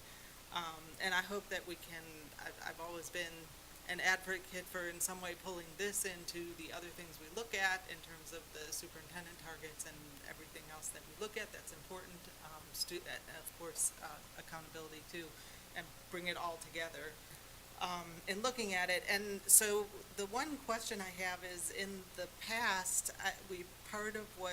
there were questions of the community. Part of what we've done is, I think, ask the community what's important to you, what are the things that are important to you. And so, I didn't see it, so was it done, and is it coming back? If we didn't do it this year, is it something that's coming back? There has been talk of re-bringing that back out. I believe it was a survey by Basilise.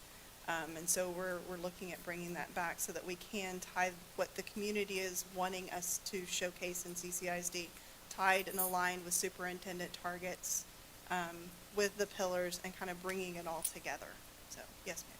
Yeah, I think that would be great, because I think we call it a community-based accountability, so it is in some way tied to the community and what's important to the community.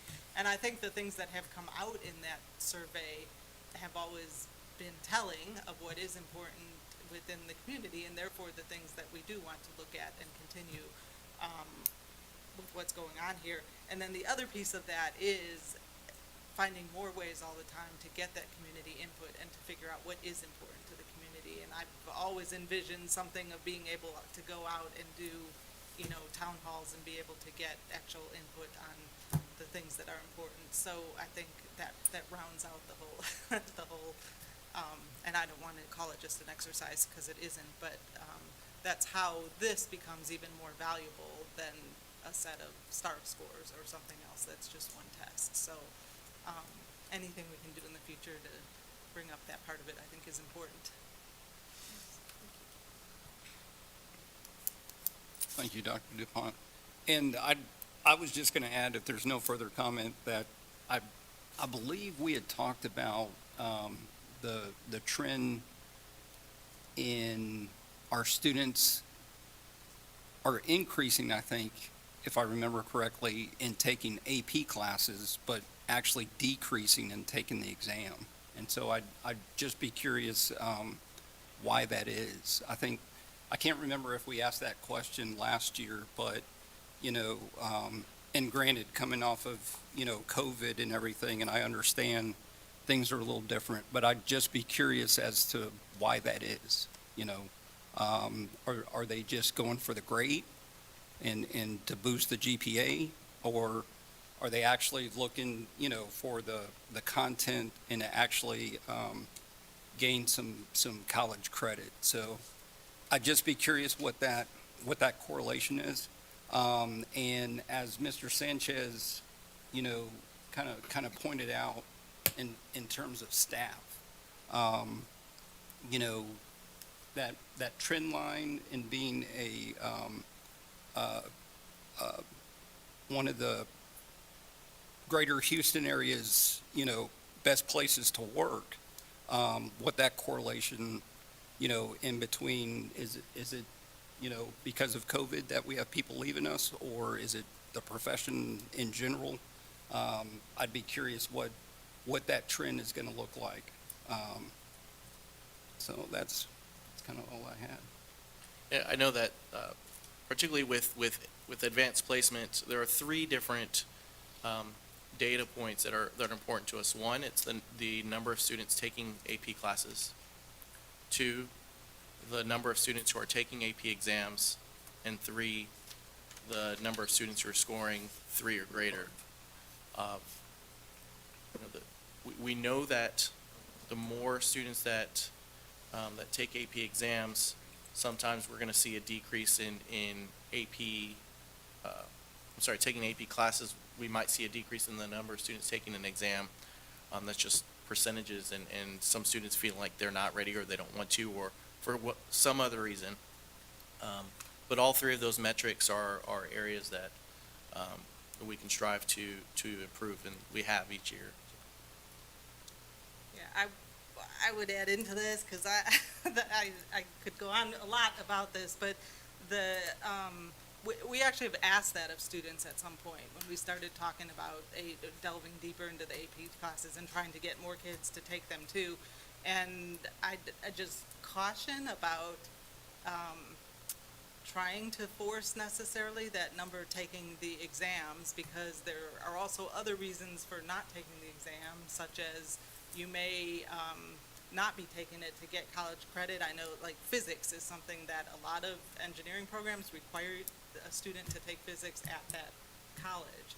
And so they may know that they're not going to actually use that credit as a college course, but that doesn't mean that the course isn't rigorous to take and that there's not value in taking the course and getting the content while you're in high school, because that will help also as you take it in high school. So I think that there's certainly the number that get a 3 or higher is in some way indicative of what is actually the learning that is happening in the class. So I think we certainly need to be paying attention to that. But I think all of those numbers, we need to be very careful about how we're using them and what they're actually saying.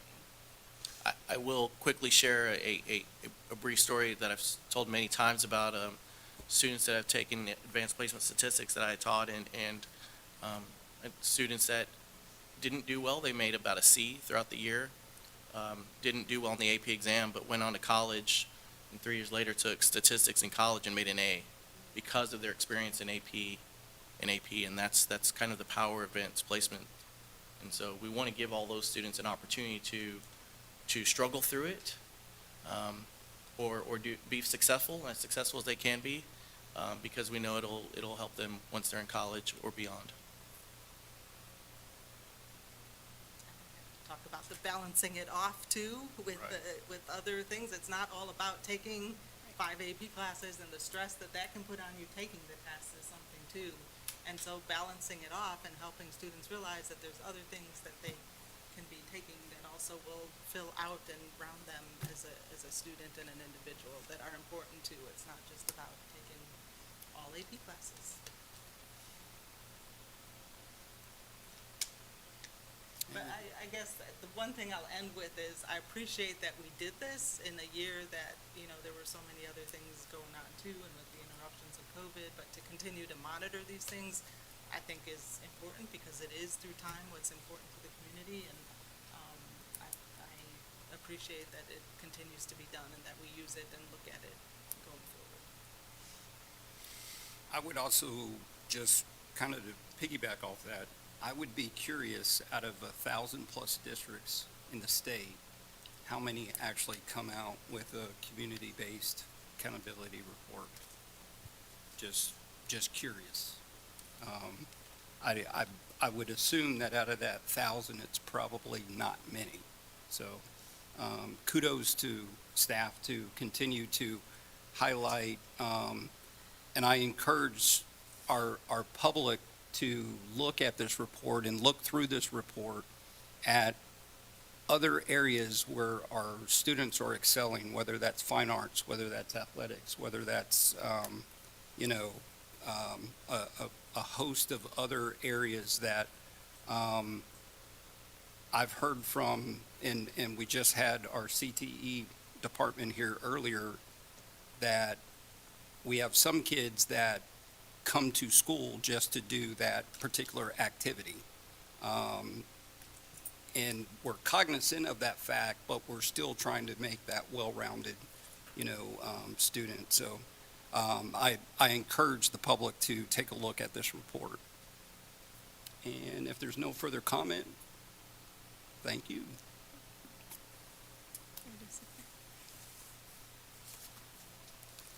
You guys doing program ready?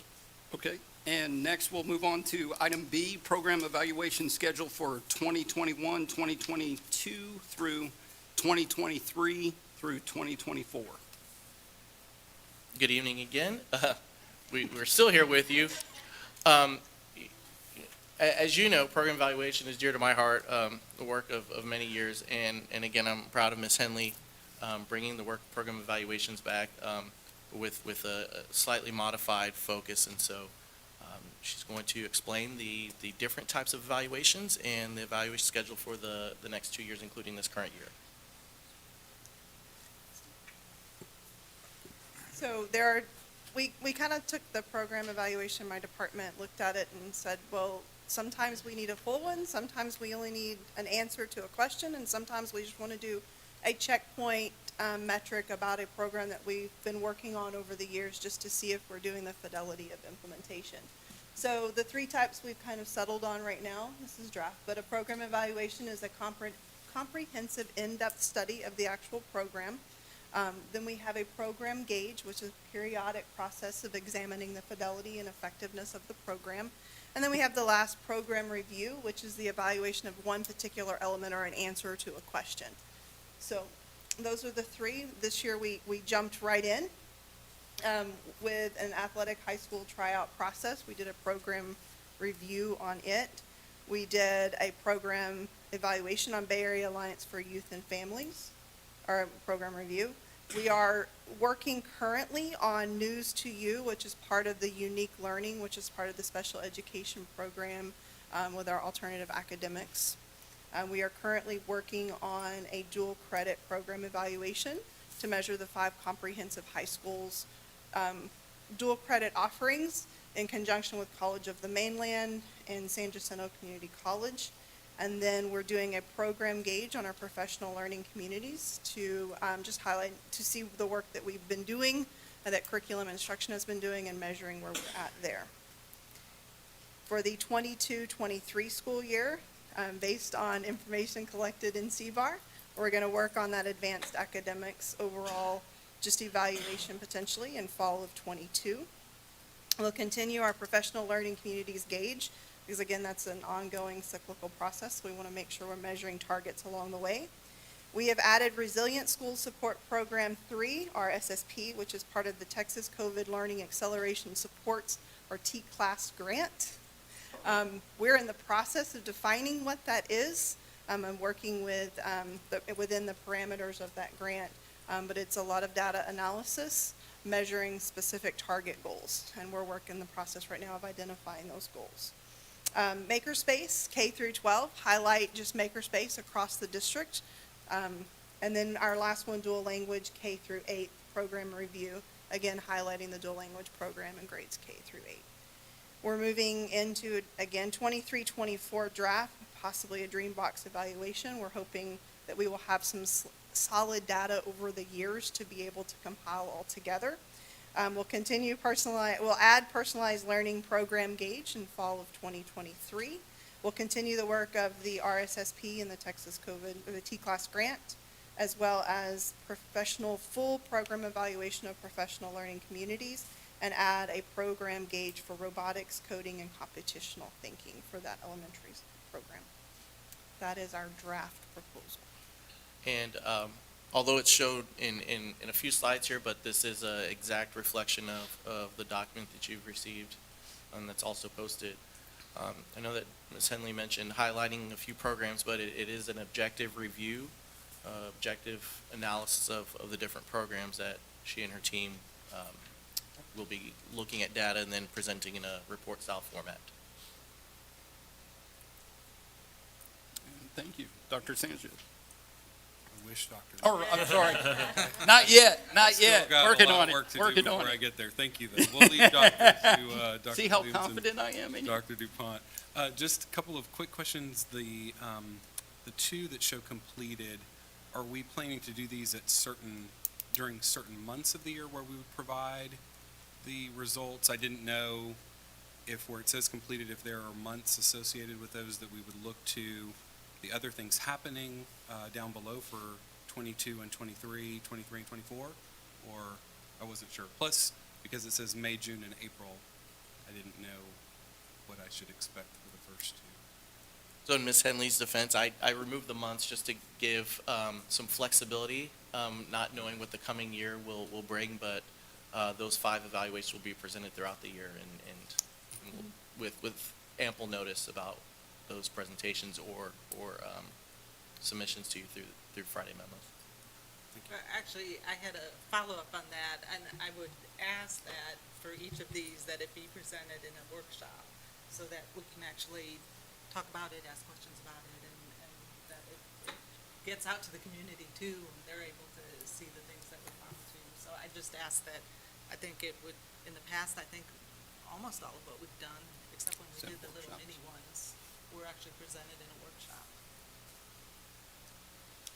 I have a question. So would the Leader in Me program and social and emotional learning programs, would those be looked at for evaluation at any point in time? They can be considered. Can be considered, but it's not in the plan through 2024? Not as of right now. Okay, thank you. Yes, ma'am. Mr. Bowden? So, back before COVID, in the before time, when we were discussing, when we had a lot of discussions about the program review, and I know that was kind of, there's been a lot of turnover in data and evaluation since then, and so, I'm happy to see us picking this back up. I think it's one of the most important things we do.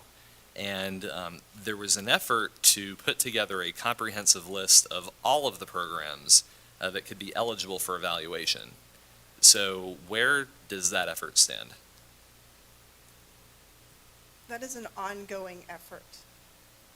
Because you have to, one, define what a program is, and there's multiple definitions. Then there's also instructional. Then you have software, and then you have campus-based. We have district-based. We have, so it's very hard to narrow that list down. I'm working on trying to put together, but it's very vast. What Ms. Henley and her team have tried to do for these evaluations is to evaluate programs that are connected to the strategic plan as well as community-based accountability and superintendent targets. So it's a starting point, but it does give opportunities for the years forthcoming. And I would add that we're trying to highlight a little bit of elementary, a little bit of intermediate, and a little bit of high school to try to broaden that scope a little bit.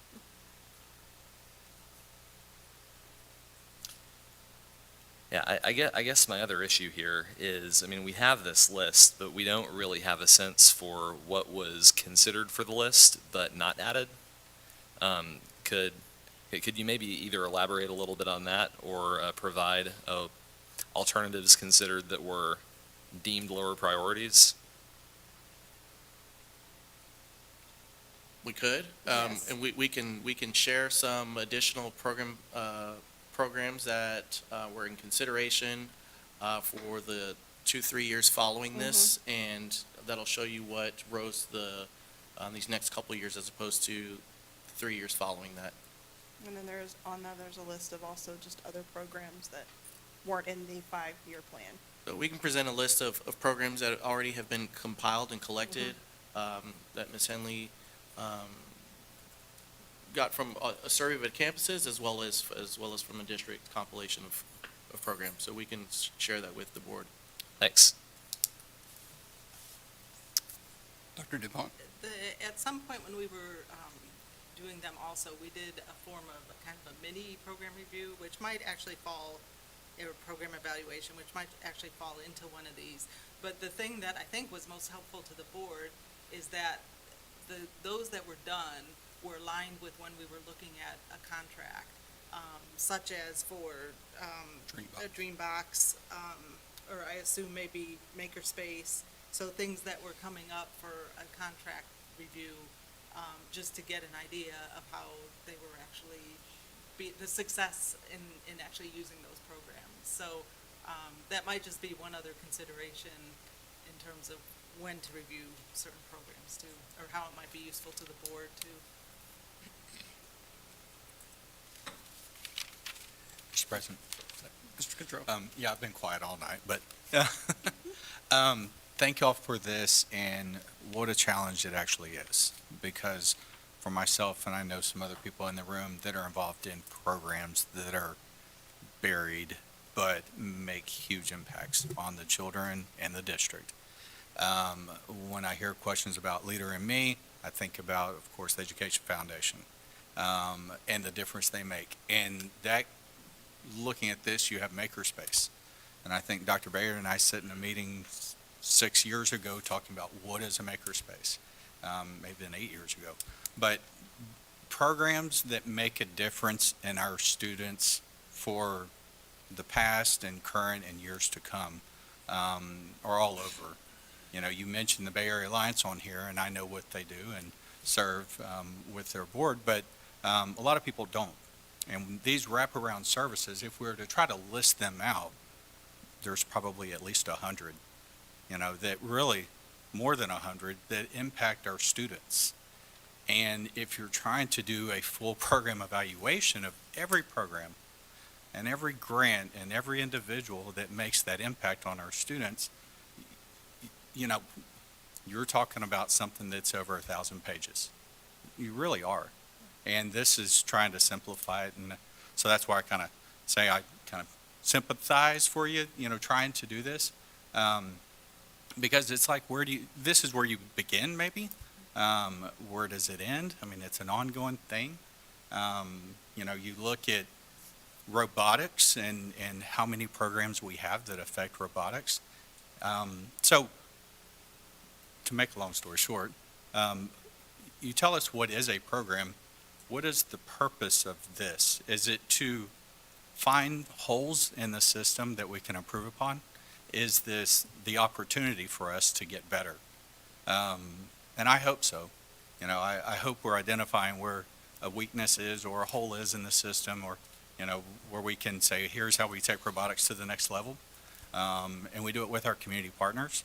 You know, it's important for us to listen to the community and, you know, have a program that has the community's impact, you know, that says, where do you want to take robotics?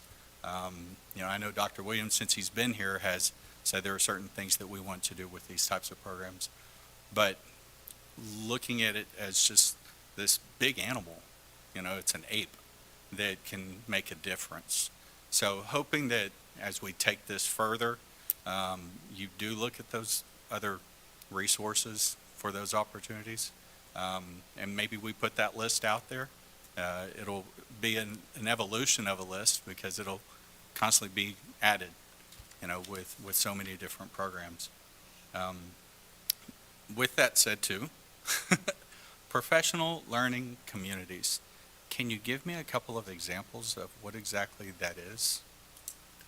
Sure, that's exactly like what we had a few teachers and the principal, I think it was at Clear Springs, that presented at a board workshop.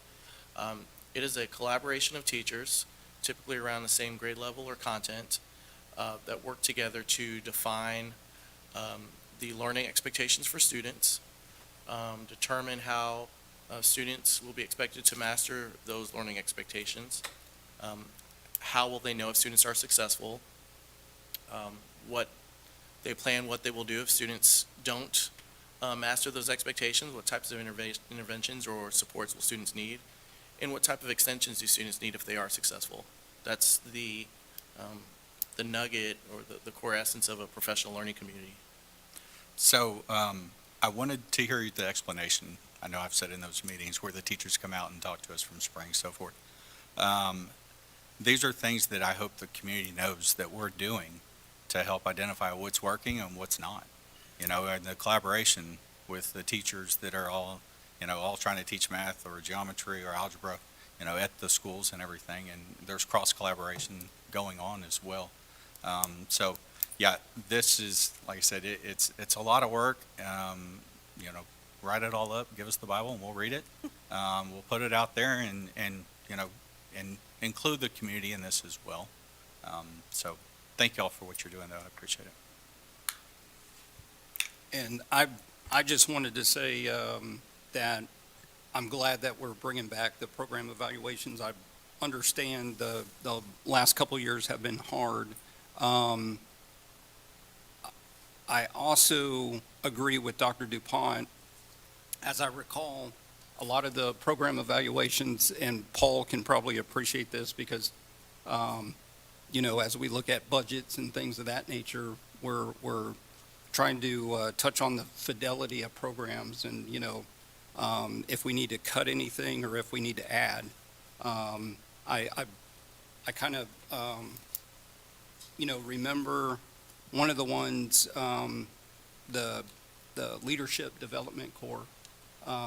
That was a program that after we evaluated and we realized that, the numbers were actually increasing in the students that were wanting to participate. And so we, created some FTEs to make that happen across the district. So like I said, I'm excited. I'm also excited to see, because I don't recall having the evaluation, the gauge, and the review before, but just looking at one of the items on there, I know we were trying to get the tryout process after talking with some of our community members, and we wanted to get that done before a certain one of our staff was retiring. So I can appreciate, the acceleration and maybe not looking at the whole program, but taking a snapshot and just making sure that uniformity was happening across the district.